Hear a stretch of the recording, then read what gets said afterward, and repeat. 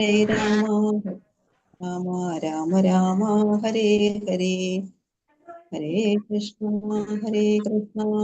കൃഷ്ണ കൃഷ്ണ ഹരേ ഹരേ ഹരേ രാമ രാമ രാമ ഹരേ ഹരേ ഹരേ കൃഷ്ണ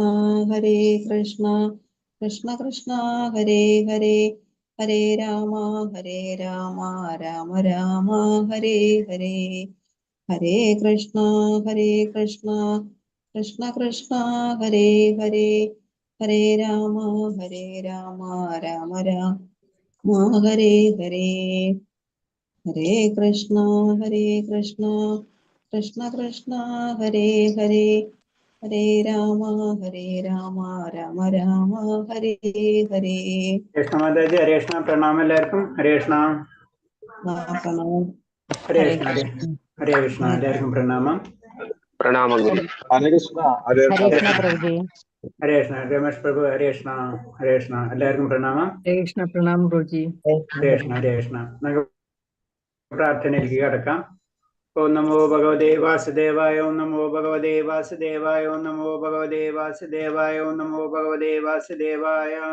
നാരായണം നമസ്കൃത്യം നരം ചൈവ നരോത്തമം ദേവീം സരസ്വതീം വ്യാസം തതോ ജയമുദ്രയേത് നഷ്ടപ്രായേഷു ഭദ്രേഷു നിത്യം ഭാഗവത സേവയാ ഭാഗവതയുത്തമ ശ്ലോകേ ഭക്തിർഭവതി നഷ്ടകി മൂകം കരോതി വാചാലം പങ്കും ലംഘയതേ ഗിരി യത്കൃപതമഹം വന്ദേ പരമാനന്ദമാധവം ശ്രീഗുരുദീനതാരിണം ശ്രീചൈതന്യമീശ്വരം ജ്ഞാനതിമിരാന്ധ്യസ്യ ജ്ഞാനാഞ്ജലശലാകയാ ചക്ഷുർമിലിതം യേന തസ്മൈ ശ്രീഗുരുവേ നമഃ. ശ്രീചൈതന്യം മനോഭീഷ്ടം സ്ഥാപിതം യേന ഭൂതലേ സ്വയം രൂപകഥാ മഹ്യം തദാതി സഭാന്തികം. വന്ദേഹം ശ്രീഗുരു ശ്രീയുതപദകമലം ശ്രീഗുരും വൈഷ്ണവാംശ ശ്രീരൂപം സാഗരജാതം സഹന രഘുനാഥാനിതം തം സജീവം സാദൈവം സാവധൂതം പരിജനസഹിതം കൃഷ്ണചൈതന്യദേവം ശ്രീരാധാ കൃഷ്ണപാദാൻ സഹന ലളിത ശ്രീവിശാഖാനിം താം ഹേ കൃഷ്ണ കരുണാ സിന്ധോ ദീനബന്ധോ ജഗത്പദേ ഗോപേശ ഗോപികാകാന്ത രാധാകാന്ത നമസ്തുതേ തപ്തകാഞ്ചന ഗൗരാംഗീ രാധേ വൃന്ദാവനേശ്വരി വൃഷഭാനുസുതേ ദേവി പ്രണമാമി ഹരിപ്രിയേ. വാഞ്ചാകൽപതരൂപേച്ഛ കൃപാസിന്ധിഭ്യേവ ച പതിനാം പാവനേഭ്യോ വൈഷ്ണവേഭ്യോ നമോ നമഃ. നമോ വിഷ്ണുപാദായ കൃഷ്ണപ്രഷ്ടായ ഭൂതലേ ശ്രീമതേ ഭക്തിവേദാന്ത സ്വാമിന്നിധി നാമിനേ. നമസ്തേ സാരസദേവേ ഗൗരവാണി പ്രചാരിണേ നിർവിശേഷ ശൂന്യവാദി പാശ്ചാത്യദേശധാരിണേ. ജയ ശ്രീകൃഷ്ണ ചൈതന്യ പ്രഭു നിത്യാനന്ദ ശ്രീ അദ്വൈത ഗദാധര ശ്രീവാസാദി ഗൗരഭക്തവൃന്ദ. ഹരേ കൃഷ്ണ കൃഷ്ണ കൃഷ്ണ ഹരേ ഹരേ ഹരേ രാമ രാമ രാമ ഹരേ ഹരേ. ഹരേ കൃഷ്ണ കൃഷ്ണ കൃഷ്ണ ഹരേ ഹരേ. ഹരേ രാമ രാമ രാമ ഹരേ ഹരേ. ഹരേ കൃഷ്ണ കൃഷ്ണ കൃഷ്ണ ഹരേ ഹരേ. ഹരേ രാമ രാമ രാമ ഹരേ ഹരേ. ഹരേ കൃഷ്ണ കൃഷ്ണ ഹരേ ഹരേ. ഹരേ രാമ രാമ ഹരേ ഹരേ. ഹരേ കൃഷ്ണ പ്രഭാതിക്ക് ഗുരുദേവിക്ക് ജനതകോടി വൈഷ്ണവ ഭക്തർക്ക് ജയ്. ഹരേ കൃഷ്ണ. എല്ലാവർക്കും പ്രണാമം. അപ്പൊ നമ്മള് ഇന്നലെ രണ്ട് മൂന്നിലത്തെ ക്വസ്റ്റ്യൻ ആൻസർ ചെയ്യാനുണ്ടല്ലോ അല്ലെ? അത് കഴിഞ്ഞിട്ട് നമുക്ക് തുടങ്ങിയാൽ പോരാ. 2, 3 അല്ലെ? 2ലത്തെ 3ലത്തെ. പിന്നെ വേറെ ഒരു കാര്യം എന്ന് പറഞ്ഞു വെച്ച് കഴിഞ്ഞാല് നമ്മള് കാലത്ത് 5:45 ഭാഗവതം ഉണ്ട് കേട്ടോ. അത് നമ്മൾ അറിയാമല്ലോ എല്ലാവർക്കും. ഭാഗവതം ക്ലാസ് 5:45 ഉണ്ട്.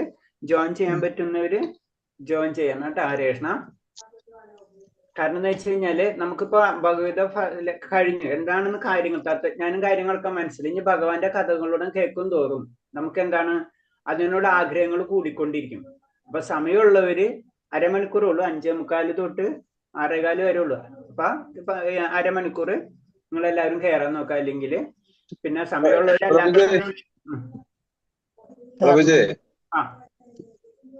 ഞാനിത് കഴിഞ്ഞിട്ട് അതിന്റെ തുടങ്ങിയാൽ മതിയല്ലോ ഭാഗവതത്തിന്റെ ക്ലാസ്സിൽ അറ്റൻഡ് ചെയ്യാത്തത്. ഭാഗവതത്തിന്റെ പ്രോബ്ലം അതാണ്. ഭാഗവതം നമ്മൾ ഉദ്ദേശിച്ച് ഇപ്പൊ തുടങ്ങിയിട്ടുള്ളൂ. ഭാഗവതം ഇപ്പൊ തന്നെ 9 ചാപ്റ്റർ ആയി. അത് ഭാഗവതം 12 സ്കന്ധങ്ങളുണ്ട്. അപ്പൊ നമ്മൾ ഉദ്ദേശിച്ച പോലെ നമുക്ക് ക്ലാസ്സുകൾ കിട്ടൂല, കണ്ടിന്യൂസ് ആയിട്ട് ക്ലാസ് കിട്ടൂല. നമ്മൾ ഇതൊക്കെ കഴിഞ്ഞ് വരുമ്പോൾ ക്ലാസ് ചിലപ്പോൾ 5ാമത്തെ സ്കന്ധമൊക്കെ ആയിട്ടുണ്ടാവും. അപ്പൊ ആദ്യത്തെ സ്കന്ധങ്ങളൊന്നും കിട്ടൂല. പിന്നെ കുറെ നാൾ കഴിഞ്ഞിട്ടോ ക്ലാസ് തുടങ്ങുള്ളൂ. ചിലപ്പോ 1 വർഷം കഴിഞ്ഞിട്ടായിരിക്കും പിന്നത്തെ ക്ലാസ്. അപ്പൊ അത്രയും ഗ്യാപ്പ് വരും. അതാണ് അതിന്റെ കുഴപ്പം. കാരണം ഭാഗവതം ടീച്ചേഴ്സ് നമ്മളതിൽ കുറവാണ്. എല്ലാവരും ടീച്ചറാവണം, അതാണ് ലക്ഷ്യം. ഹരേ കൃഷ്ണ. നമ്മൾക്കതിൽ ഇപ്പൊ പ്രാക്ടിക്കലായിട്ട് നമ്മളെ പ്രാക്ടിക്കലായിട്ട് ഇഷ്യൂസ് എന്ന് പറഞ്ഞു കഴിഞ്ഞാൽ പ്രചാരകര്, അതായത് പ്രീച്ചേഴ്സ് വളരെ കുറവാണ്. കാരണം നമ്മൾ ഇതേപോലെ ഉയർന്ന് പലരും ഇപ്പൊ കാണില്ല 16 മാല അങ്ങനെയൊക്കെ ഉയർന്ന് ലാസ്റ്റ് എന്താ പറയാ ഭക്തിശാസ്ത്രി കോഴ്സുകളൊക്കെ ചെയ്ത് ആ വീട്ടിൽ അങ്ങനത്തെ കാര്യങ്ങളൊക്കെ ചെയ്ത് നമ്മൾ ശരിക്കും ആത്മീയമായിട്ടുള്ള കാര്യങ്ങൾക്ക് മുന്നിട്ട് ഇറങ്ങി പിന്നെ നമ്മൾ ക്ലാസ്, അതായത് ദീക്ഷയൊക്കെ എടുത്തു കഴിഞ്ഞാൽ പിന്നെ നമുക്ക് ക്ലാസ്സുകൾ എടുക്കണം എന്നുള്ള റൂളിലേക്ക് വരും. അപ്പൊ നമ്മൾ എടുക്കണം. അപ്പൊ അങ്ങനെ വരുന്നവരെന്താണ്, ഇത് കുറഞ്ഞുകൊണ്ടിരിക്കും. കാരണം എന്ന് വെച്ചാൽ നമ്മളിപ്പോ 30 പേരുണ്ടെങ്കിൽ പിന്നെ കുറച്ച് അടുത്ത ലെവലാകുമ്പോഴേക്കും 25 ആവും, പിന്നത്തെ ലെവലിൽ 20 ആവും, പിന്നത്തെ ലെവലിൽ 10 ആവും. ഇതിങ്ങനെ കുറഞ്ഞു പോകും. ഭഗവാൻ തന്നെ പറഞ്ഞിട്ടു അല്ലെ. 5:45 വേറെ സമയം 5:45 അല്ലാതെ ഉച്ചക്ക് ഉണ്ട്, 3 മണിക്ക് പറഞ്ഞിട്ടുണ്ട്.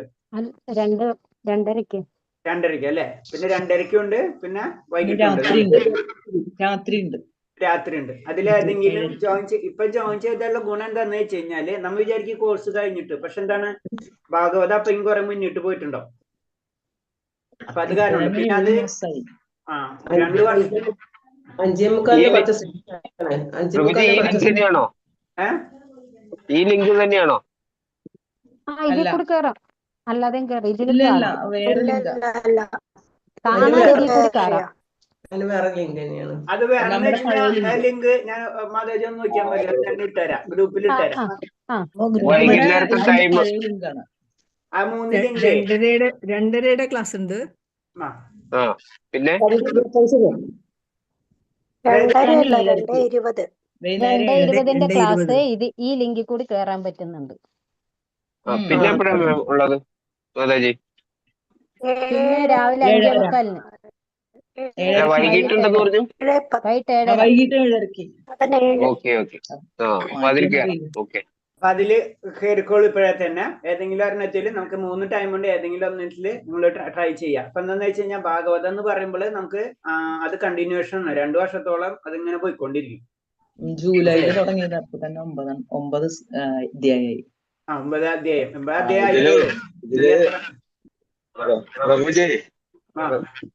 ഇതില് നാമജപം കൂടി വന്നണ്ടേ, അപ്പൊ അതുകൊണ്ടാണ് നമ്മളിപ്പോ അറ്റ്ലീസ്റ്റ് നമ്മള് അതന്നെ ഈ 2 പ്രാവശ്യമെങ്കിലും ജപം തുടങ്ങിയിട്ടുണ്ടല്ലോ, 4 പ്രാവശ്യമെങ്കിലും ആയിട്ടുണ്ട് നമ്മളെല്ലാവരും.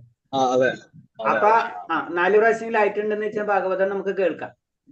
നമ്മൾ ഇതിൽ തന്നെ നമ്മള് പ്രാർത്ഥനയില് ഒരു ലൈൻ വായിക്കുന്നുണ്ട്, ശ്രദ്ധിച്ചിട്ടുണ്ടാവില്ല. എന്താണ്? നഷ്ടപ്രായേസ് ഭദ്രേസ് നിത്യം ഭാഗവത ഭാഗവത ഉത്തമ ശ്ലോക ഭക്തി ഭഗവതി നഷ്ടി. ഇത് തന്നെയാണ് ഭാഗവതത്തിന് നമ്മൾ നിത്യം സേവ ചെയ്യണം, മനസ്സിലായോ? അപ്പൊ അത് തന്നെയാണ് ഉദ്ദേശിക്കുന്നത്. അപ്പൊ നമ്മളൊരു 4 പ്രാവശ്യം ജപം തുടങ്ങി കഴിഞ്ഞാൽ ഭാഗവതം നമുക്ക് കേൾക്കും തോറും പിന്നെ അട്രാക്ഷൻ വരും. പിന്നെ കഥകളാണ് അതിങ്ങനെ കണ്ടിന്യൂ ആയിട്ട് 2 വർഷത്തോളം ചുരുങ്ങിയിട്ട് പോകും. ഇതിന്റെ ഇടയ്ക്ക് ചിലപ്പോൾ കോഴ്സ് കിട്ടൂല, അതാണ് കുഴപ്പം. നമ്മളിപ്പോ 2-3 മാസം കഴിഞ്ഞിട്ട് നോക്കിക്കഴിഞ്ഞാല് സ്റ്റാർട്ടിങ്ങുള്ള കോഴ്സുകളൊന്നും ഉണ്ടാവില്ല. പ്രഭുജി, എനിക്കുണ്ടായ ഒരു അനുഭവം പറയട്ടെ. 4 മാല ജപിക്കാൻ തുടങ്ങിയിട്ട് പ്രഭുജി, ഞങ്ങളുടെ തൊട്ടടുത്ത അമ്പലത്തില് അന്ന് ഞാൻ സപ്താഹം ഉണ്ടായിട്ട് ക്ലാസ്സിൽ കയറിയില്ലല്ലോ, ആ അമ്പലത്തില് ഹരേ കൃഷ്ണന് ദീക്ഷ എടുത്ത ആചാര്യൻ ഞങ്ങൾക്ക് പിന്നെ ഭാഗവതം ഓരോ ശ്ലോകങ്ങളും അർത്ഥം അന്വയം അതൊക്കെ തിരിച്ചിട്ട് അർത്ഥങ്ങൾ പറഞ്ഞിട്ടുണ്ടായിരുന്നു. അതിപ്പോ ഏകദേശം 1 വർഷമായി തുടങ്ങിയിട്ട്. അന്നൊക്കെ എന്നോട് ഒരുപാട് പറഞ്ഞതാണ് അദ്ദേഹം ക്ലാസ്സിൽ അവിടെ ചെന്നിരുന്നിട്ട് പഠിക്കാം. 1 മണിക്കൂറത്തെ ക്ലാസ്സേ ഉള്ളൂ, അതൊന്നും ഞാൻ പോയില്ല. ഇപ്പൊ നമ്മുടെ ഗീത ക്ലാസ്സിൽ കയറിയിട്ട് 4 മാല ജപിക്കാൻ തുടങ്ങിയതിന് ശേഷം എനിക്ക് ആ ഭാഗവതം കേൾക്കാൻ വല്ലാത്തൊരു ആകാംക്ഷയായിട്ട് ഞാൻ ഇപ്പൊ ഒരാഴ്ചയായി പോവാൻ തുടങ്ങി. അങ്ങനെ മാറ്റം വന്നിട്ടുണ്ട്. അതെ, അതിനെ പറഞ്ഞു. നമ്മള് ഇതിലേക്ക് കടക്കുമ്പോഴും നിങ്ങൾക്ക് നാമം ജപം ചെയ്യുമ്പോഴും അല്ലെ, മഹാമന്ത്രം എന്ന് പറയുമ്പോൾ എന്താണ്? മനനം ത്രായതി ഇതി മന്ത്രം അല്ലെ, നമ്മളെ രക്ഷിക്കുന്നതാണ് മന്ത്രം അല്ലെ. അപ്പൊ അത്ര ഇമ്പോർട്ടൻസ് ഉണ്ട് മന്ത്രം. നമ്മൾ ചൊല്ലണം എന്നാൽ അത് നമ്മളെ രക്ഷിക്കും, അത് നമ്മളെ വിശ്വാസമാണ്. അപ്പൊ അതാണ് പറഞ്ഞത്. അതിൽ കൂടെ ഭാഗവതം കൂടെ നമ്മള് ടച്ച് ചെയ്ത് കഴിഞ്ഞാലേ പിന്നെ നമുക്ക് എന്താണ് അതിൽ നിന്ന് വിട്ടുപോകില്ല നമ്മളല്ലെങ്കിൽ ചിലപ്പോൾ വിട്ടുപോകും. അത് കാരണം കൊണ്ടാണ് ഭാഗവതം നമുക്ക് കേൾക്കണം എന്ന് പറഞ്ഞത്. അത് കണ്ടിന്യൂഷൻ ആണ്. ഇത് തന്നെ ക്ലാസ് കഴിഞ്ഞു. ഹരേഷ്ണ പ്രഭുജി, ആ 5:45 ക്ലാസ് കേറിയാലാണ് സ്ട്രിക്റ്റ് ആണ്. അതിൽ തീർച്ചയായും പോയിക്കൊള്ളുന്നു. അങ്ങനെയുണ്ട്. അത് കുഴപ്പമില്ല. അതിന് പറഞ്ഞ നമുക്ക് നമ്മളിതനുസരിച്ച് നമുക്ക് രജോ തമോ ഗുണങ്ങളൊക്കെ മിക്സ് ചെയ്തതിന് അതിനനുസരിച്ചുള്ള എല്ലാ ക്ലാസ്സുകളും നമ്മുടെ കയ്യിലുണ്ട്. അതായത് വൈകിട്ടുള്ളവർക്കുള്ള ക്ലാസ്സുകളുണ്ട്. അവർക്ക് രജോ തമോ ഗുണങ്ങളായിരിക്കും സാധാരണ. നമ്മളിപ്പോ രജോ ഗുണത്തിലാണ്. അപ്പൊ രജോ ഗുണങ്ങളുള്ള ടീച്ചേഴ്സും അങ്ങനെ സെലക്ട് ആവും ഓട്ടോമാറ്റിക് ആയിട്ട്. കാലത്തുള്ള ടീച്ചേഴ്സ് ആയിരിക്കില്ല ഉച്ചയ്ക്കുള്ള ടീച്ചേഴ്സ്. മനസ്സിലായില്ലേ? 5:45 4:30 തുടങ്ങും. അപ്പൊ അങ്ങനത്തെ ടീച്ചേഴ്സ് അതേപോലെ കുറച്ച് ഇതുള്ളവരായിരിക്കും, സാത്വിക ഗുണം ലെവലുള്ളവരായിരിക്കും. ഉച്ചയ്ക്ക് ഇറങ്ങുമ്പോഴേക്കും അത് ടീച്ചേഴ്സ് അടക്കം തന്നെ അതിലുള്ളവരായിരിക്കും. കേൾക്കുന്നവരും അതായിരിക്കും, പറയണവരും അങ്ങനെ തന്നെ ആയിരിക്കും. ഒരു ദിവസം ക്ലാസ് ഹരേഷ്ണ പ്രഭുജി എടുക്കുന്നുണ്ടോ ക്ലാസ് ഇല്ല, ഞാനായിട്ടില്ല അതിനൊന്നും. ഹരേഷ്ണ പ്രഭുജി ഒരു ദിവസം വന്നോ ഞങ്ങൾക്ക് ക്ലാസ് എടുക്കാൻ? ഒരു ദിവസം അങ്ങനെ വളരെ റയർ ടു റയർ ചാൻസ് കിട്ടുള്ളൂ. ഒരു 4 മാസം മുന്നേ ഒരു ദിവസം ഭാഗവതം ചാൻസ് കിട്ടാൻ വളരെ അപൂർവമാണ്. തന്നെ അപൂർവമാണ്. പ്രഭുജിന്റെ ക്ലാസ്സിന് എല്ലാവർക്കും നല്ല അഭിപ്രായം. പ്രഭുജി ഉണ്ടെങ്കിലേ ഞാൻ നാളെ തന്നെ കയറാണ്. അല്ല അതെന്നറിയാ, ഈ നമ്മള് വൈകിട്ട് ഉച്ചക്ക് കയറുന്നവരുള്ള ക്ലാസ്സുകളൊക്കെ കാരണം എന്ന് വെച്ച് കഴിഞ്ഞാൽ രജോ തമോ ഗുണങ്ങളുണ്ട്. അപ്പൊ അവർ ക്വസ്റ്റ്യൻസും അതേപോലെ ആയിരിക്കും. ഞാൻ ജനറൽ ആയിട്ടുള്ള കാര്യം, കാലത്ത് വരുന്ന രീതിയിലുള്ള ക്വസ്റ്റ്യൻ ആയിരിക്കില്ല ഉച്ചയ്ക്ക് വരുന്ന രീതിയിലുള്ള ഡിവോട്ടീസിന്റെ ക്വസ്റ്റ്യൻ. വൈകിട്ട് വരുന്ന രീതിയിലുള്ള ക്വസ്റ്റ്യൻസ് വേറെ ആയിരിക്കും. അതായത് തമോ സാത്വിക ഗുണമുള്ളവരുടെ ക്വസ്റ്റ്യൻസിന്റെ ക്വാളിറ്റി വേറെ ആയിരിക്കും. രജോ ഗുണമുള്ളവർ വേറെ ആയിരിക്കും. തമോ കാലത്ത് വരുന്ന ക്വസ്റ്റ്യൻ ആയിരിക്കുമല്ലോ ഉച്ചയ്ക്ക് വരുന്ന ക്വസ്റ്റ്യൻ. ഉച്ചയ്ക്ക് വരുന്ന ക്വസ്റ്റ്യൻ ആയിരിക്കുമല്ലോ വൈകിട്ടുള്ളവർ. വൈകിട്ടൊക്കെ എത്തുമ്പോൾ ചോദിക്കും, നേരിട്ടുള്ള ഓപ്പൺ ക്വസ്റ്റ്യൻസ് ഉള്ളതൊക്കെ ചോദിക്കും. ഭഗവാൻ എവിടെ ഭഗവാൻ എന്നൊക്കെ എടുത്ത് ചോദിച്ചാളി. മനസ്സിലായി? വൈകിട്ടുള്ള വരുന്നവര് ഗുരുജി നമ്മുടെ ചോദ്യങ്ങളൊക്കെ ഏത് ഗുണത്തിൽപ്പെട്ടതായിരിക്കും ഗുരുജി? ഈ ക്ലാസ്സിലുള്ള രജോ ഗുണാണ് ഈ ക്ലാസ്സിലുള്ളതല്ലേ? നമ്മൾ ഞാൻ ജനറൽ ആയിട്ട് പറയണ്ട, എല്ലാവരും ലെവലുള്ളതാണ്. ഞാൻ ജനറൽ ആയിട്ട് പറയണ ഹരേഷ്ണ, എല്ലാവരും ജനറൽ ആയിട്ട് വൈകിട്ട് വരുന്നവര് എന്താണ് എല്ലാ പരിപാടിയും കഴിഞ്ഞിട്ടാണ് ഭഗവാന് സമയം കൊടുക്കണത്. അല്ലേ? അപ്പൊ കാലത്തുള്ളവരാ ഏറ്റവും ഫസ്റ്റ് പ്രയോറിറ്റി ഭഗവാനാണ്. അല്ലേ? അപ്പൊ അതിന്റെ വ്യത്യാസം അവർക്ക് ഉണ്ടാവും. മനസ്സിലായില്ലേ? അതുപോലെ തന്നെ ക്വസ്റ്റ്യൻസും അതേപോലെ ആയിരിക്കും. മറ്റേത് ഭക്തിപരമായിട്ടുള്ള ക്വസ്റ്റ്യൻസ് ആയിരിക്കും കൂടുതൽ ഉണ്ടാവുക. ഇതില് ജ്ഞാനം, അറിവ്, അതിനു വേണ്ടിയുള്ള ജിജ്ഞാസ. വൈകിട്ട് വരുന്ന ഒരു ജിജ്ഞാസ ആയിരിക്കും, ഇത് എന്താണ് ഈ ഭഗവത്ഗീത എന്നുള്ള അങ്ങനെ വരുന്നവരായിരിക്കും. ഇതെന്താണ് ഭഗവാൻ, എന്താണ് പ്രഭുജി? 5:45 ക്ലാസ്സിൽ കുറച്ച് ദിവസം ഞാൻ പോയിട്ടുണ്ടായിരുന്നു. അപ്പൊ 6:15 വരെ എന്നാണ് പറഞ്ഞത്. പക്ഷെ 6:30 ആയിട്ടും അത് ക്ലാസ് കഴിയുന്നില്ല. അപ്പൊ എനിക്ക് ആകെ ടെൻഷൻ ആവും. വീട്ടിലുള്ള സമ്മതിക്കില്ലല്ലോ. അങ്ങനെയാണ് ഞാൻ നിർത്താൻ കാരണം. അത് കുഴപ്പമില്ല, നമ്മ 6:15 നിർത്തിക്കോ, കുഴപ്പമില്ല. അത് കണ്ട് ബാക്കിയുള്ള യൂട്യൂബ്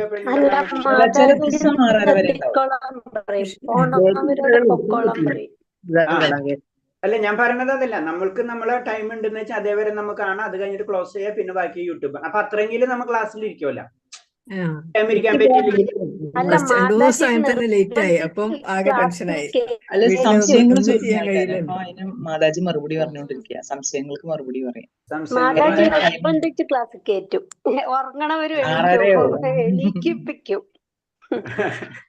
ഹരേഷ്ണ, അപ്പൊ ഞാൻ പറഞ്ഞെന്ന് വെച്ച് കഴിഞ്ഞാൽ കാലത്തെ അപ്പൊ പതുക്കെ പലരും നമ്മള് ജനറൽ ആയിട്ട് ഞാൻ പറയാനാണ്, പലരും ലേറ്റ് ആയിട്ട് എണീക്കുന്നവരുണ്ടാവും, വർക്കുള്ളവരുണ്ടാവും. അപ്പൊ പതുക്കെ നമ്മ കുറച്ച് കാലത്തേക്ക് സമയം ടിൽറ്റ് ആവും. അപ്പൊ അത് സാത്വികഗുണത്തിലേക്ക് പതുക്കെ കടക്കും. അത് തന്നെയാണ് നമുക്ക് വേണ്ടത്. അപ്പൊ ആ ലെവലിൽ കാലത്ത് എടുക്കുന്ന ടീച്ചേഴ്സും അതേ ലെവലിൽ കൂടുതലുള്ളവരായിരിക്കും വൈകിട്ട് എടുക്കുമ്പോ. കാരണം വൈകിട്ട് എടുക്കുന്നവർക്ക് അങ്ങനത്തെ നമുക്കറിയാം, എല്ലാതും ഭഗവാൻ ഓരോരുത്തർക്കും ഓരോ രീതിയിലാണ് കണക്ട് ചെയ്ത് കൊടുക്കുന്നത്. മനസ്സിലായില്ലേ? അപ്പൊ വൈകിട്ട് വരുമ്പോ ഞാൻ പറഞ്ഞില്ലേ, ഭഗവാൻ എന്താണെന്ന് മാത്രം അറിയാൻ ആഗ്രഹിക്കുന്നവരായിരിക്കും വൈകിട്ട് വരുന്നവർ. അവരോട് കാലത്ത് ചെന്ന് നമ്മൾ ആദ്യമേ തന്നെ നാമം ജപിക്കണം, അല്ലെങ്കിൽ നമ്മൾ എന്താണ് അടുത്ത ജന്മം നമുക്ക് കിട്ടില്ല എന്ന് പറഞ്ഞു കഴിഞ്ഞാൽ എനിക്ക് ഈ ജന്മം മതി എന്ന് പറയും അവര്. മനസ്സിലായി? വൈകിട്ട് വരുന്നവര് മനസ്സിലായ? വൈകിട്ട് വരുന്നോട് പറയും കുഴപ്പമില്ല, അടുത്ത ജന്മം എനിക്ക് അത് അടുത്ത ജന്മത്തിൽ ചിന്തിക്കാന്ന് പറയും. വൈകിട്ട്. പക്ഷെ കാലത്ത് വരുന്നവരോട് കറക്റ്റ് ആയിട്ട് നമുക്ക് പറയാം, കാരണം അവര് ആ ഭക്തിയിലേക്ക് കുറെ ഉയർന്ന വ്യക്തികളാണ്. അപ്പൊ അവരോട് നാമം ജപിക്കാം എന്ന് പറഞ്ഞു കഴിഞ്ഞാൽ 10 പേരുണ്ടെങ്കിൽ 5 പേര് ജപം തുടങ്ങും. വൈകിട്ട് വരുന്നവരോട് 10 പേര് പറഞ്ഞാൽ ഒരാൾ തുടങ്ങുള്ളൂ. അതല്ല പ്രഭുജി, കാലത്ത് ഭാഗവതം ഞാൻ എന്നും കേൾക്കുന്നുണ്ട്. അത് കേട്ട് കഴിഞ്ഞാൽ നമുക്ക് അന്ന് മുഴുവൻ നല്ലൊരു എനർജിയാണ്. അപ്പൊ അങ്ങനത്തെ കുറെ ഗുണങ്ങൾ അതിലുണ്ട്. ഞാൻ പലരുടെ സിറ്റുവേഷൻസ് പലരായിരിക്കും, പലരുടെ ഗുണങ്ങൾ വേറെ ആയിരിക്കും. പക്ഷെ എന്നിരുന്നാലും നമ്മൾ ട്രൈ ചെയ്യാം, അത്രേ ഉള്ളൂ. മാതാജി അതിന്റെ സമ്മറിയും പറഞ്ഞു തരും. ഓരോ ചാപ്റ്റർ കഴിഞ്ഞാലും സമ്മറി പറഞ്ഞു തരും. അല്ല ഞാൻ പറഞ്ഞു, പിന്നെ 3 ക്ലാസ് അല്ലാണ്ട് തന്നെ 2 ക്ലാസ് ഉണ്ട്. വൈകിട്ട് 3 മണിക്കുണ്ട്, 3 മണിക്കല്ല 2:30 വൈകിട്ടുണ്ട്, 7:30 ഏഴരയ്ക്കും ഞാൻ കയറുന്നുണ്ട്. 7:30 പിന്നെ 2:30. അപ്പൊ 3 ക്ലാസ് ഭാഗവതം നടക്കുന്നുണ്ട്. അതെന്ന് പറഞ്ഞാൽ കണ്ടിന്യൂസ് ക്ലാസ് ആണ്. അത് 2 വർഷത്തോളം ഏകദേശം പോകും. അതിപ്പോ തുടങ്ങിയിട്ടുള്ളൂ.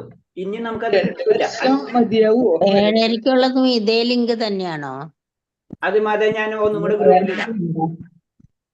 ഓക്കെ, ക്ലാസ് വൈസ് ഇതേ ലിങ്ക് തന്നെയാണെന്ന് വെച്ചാൽ 7:30-ക്കും കേൾക്കാൻ 2 ടൈം കേട്ടാ അത്രയും നന്നായി.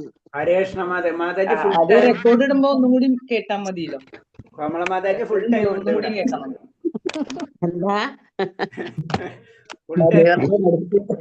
മാതാജി ഫുള്ള് കംപ്ലീറ്റ് ഭഗവാന് കൊടുത്തിരിക്കുകയാണ് ഹരേഷ്ണ. അതെ അതെ, ഇനി എനിക്ക് അതല്ലേ ഉള്ളൂ, ഭഗവാന് കൊടുക്കാൻ മാത്രമേ ഉള്ളൂ, ഇനി ഒന്നുമില്ല, എല്ലാം കഴിഞ്ഞു. മാതാജി എല്ലാവർക്കും അത് തന്നെ ഉള്ളൂ. നമ്മളെ ചിന്താഗതി മാത്രമേ ഉള്ളൂ. നമ്മ ചിന്തിക്കണം നമുക്ക് കുറെ ഉണ്ടെന്ന്. മാതാജിനെ പോലെയാണ് എല്ലാവർക്കും, ഒന്നും കൊടുക്കാനില്ല, എല്ലാതും ഇനി ഭഗവാന് കൊടുക്കാനുള്ളൂ. അത് എന്ന് നേരത്തെ മനസ്സിലാവണ് അന്ന് മാതാജിക്ക് ക്ലാസ് എടുക്കാതെ മാതാജി ക്ലാസ് എടുക്കാതെ എങ്ങനെയാണെങ്കിൽ മാതാജി എല്ലാം പഠിച്ചതാണ്. കുഴപ്പമില്ല എടുക്കാൻ നമുക്ക് കുഴപ്പമൊന്നുമല്ല. ഹരേഷ്ണ. അപ്പൊ നമുക്ക് ക്വസ്റ്റ്യൻ ആൻസറിലേക്ക് കടക്കാം. ഹരേഷ്ണ. ഹരേ കൃഷ്ണ. എഴുതിണ്ട്, വായിക്കട്ടെ. ആരെ വായിക്കുന്നത്? ഹരേഷ്ണ. ശരിയാന്ന് അറിയില്ല, വായിക്കട്ടെ. ജയലക്ഷ്മി. ഓക്കെ. മന്ത്രം 2 വിശദീകരിക്കുക. കുറുവന്നേവേഹ കർമാണി ജിജീവിഷോച്ഛതം സമാ ഏവം ത്വയി സത്യതേ ദോസി ന കർമ്മ പ്രാപ്യതേ നരേ. ഈ വിധത്തിൽ പ്രവൃത്തി തുടരുന്ന ഒരുവൻ 100 കണക്കിന് വർഷം ജീവിക്കാൻ ആഗ്രഹിച്ചേക്കാം. കാരണം ഈ പ്രവർത്തനങ്ങൾ അദ്ദേഹത്തെ കർമ്മബന്ധനങ്ങളിൽ തളയ്ക്കുന്നില്ല. ഒരു സംബന്ധിച്ചിടത്തോളം ഇതല്ലാതെ മറ്റൊരു വഴിയില്ല. ഇത് ശരിയാണ് പ്രഭുജി? അത് ഡയറക്റ്റായ വിശദീകരണം തന്നെ, നേരിട്ട് അത് എഴുതിയാൽ മതിയല്ലോ, വേറെ ഒന്നും ഇല്ലല്ലോ. വിശദീകരിക്കുന്നുണ്ടല്ലോ അത് തന്നെ. രണ്ടാമത്തത് പ്രഭുജി ഒരു ചോദിച്ചോട്ടെ, അതില് ഇപ്പൊ മന്ത്രം 2 വായിച്ചില്ലേ, അത് നാന്യത എന്നല്ലേ ഉള്ളത്? കുറുവന്നയല്ലേ? അത് നാന്യതേതോസ്തി അല്ലേ?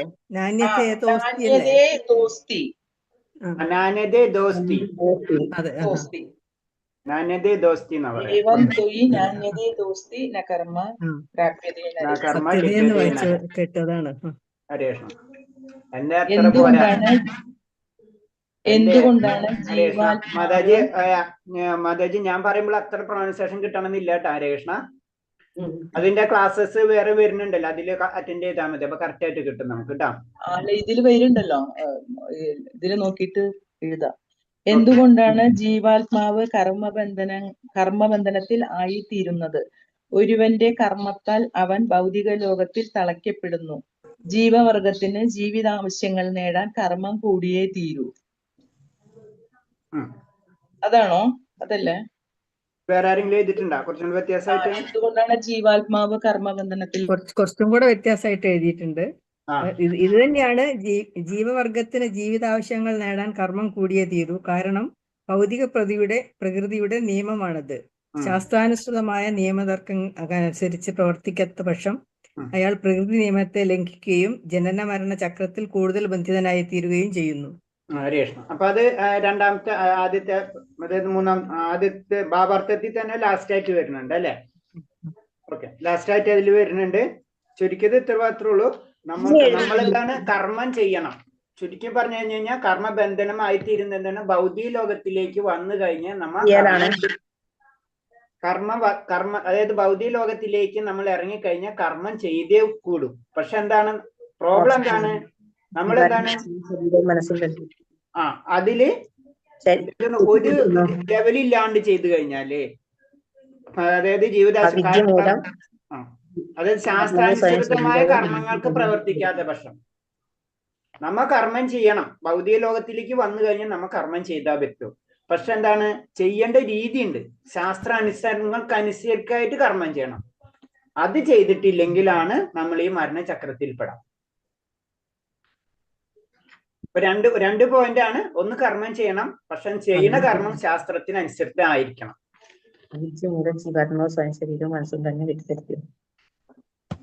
കർമ്മം നമ്മളെ ആയില്ലെങ്കിൽ നമ്മൾ ജനന മരണ ചക്രങ്ങളിൽ പെട്ടിരിക്കും.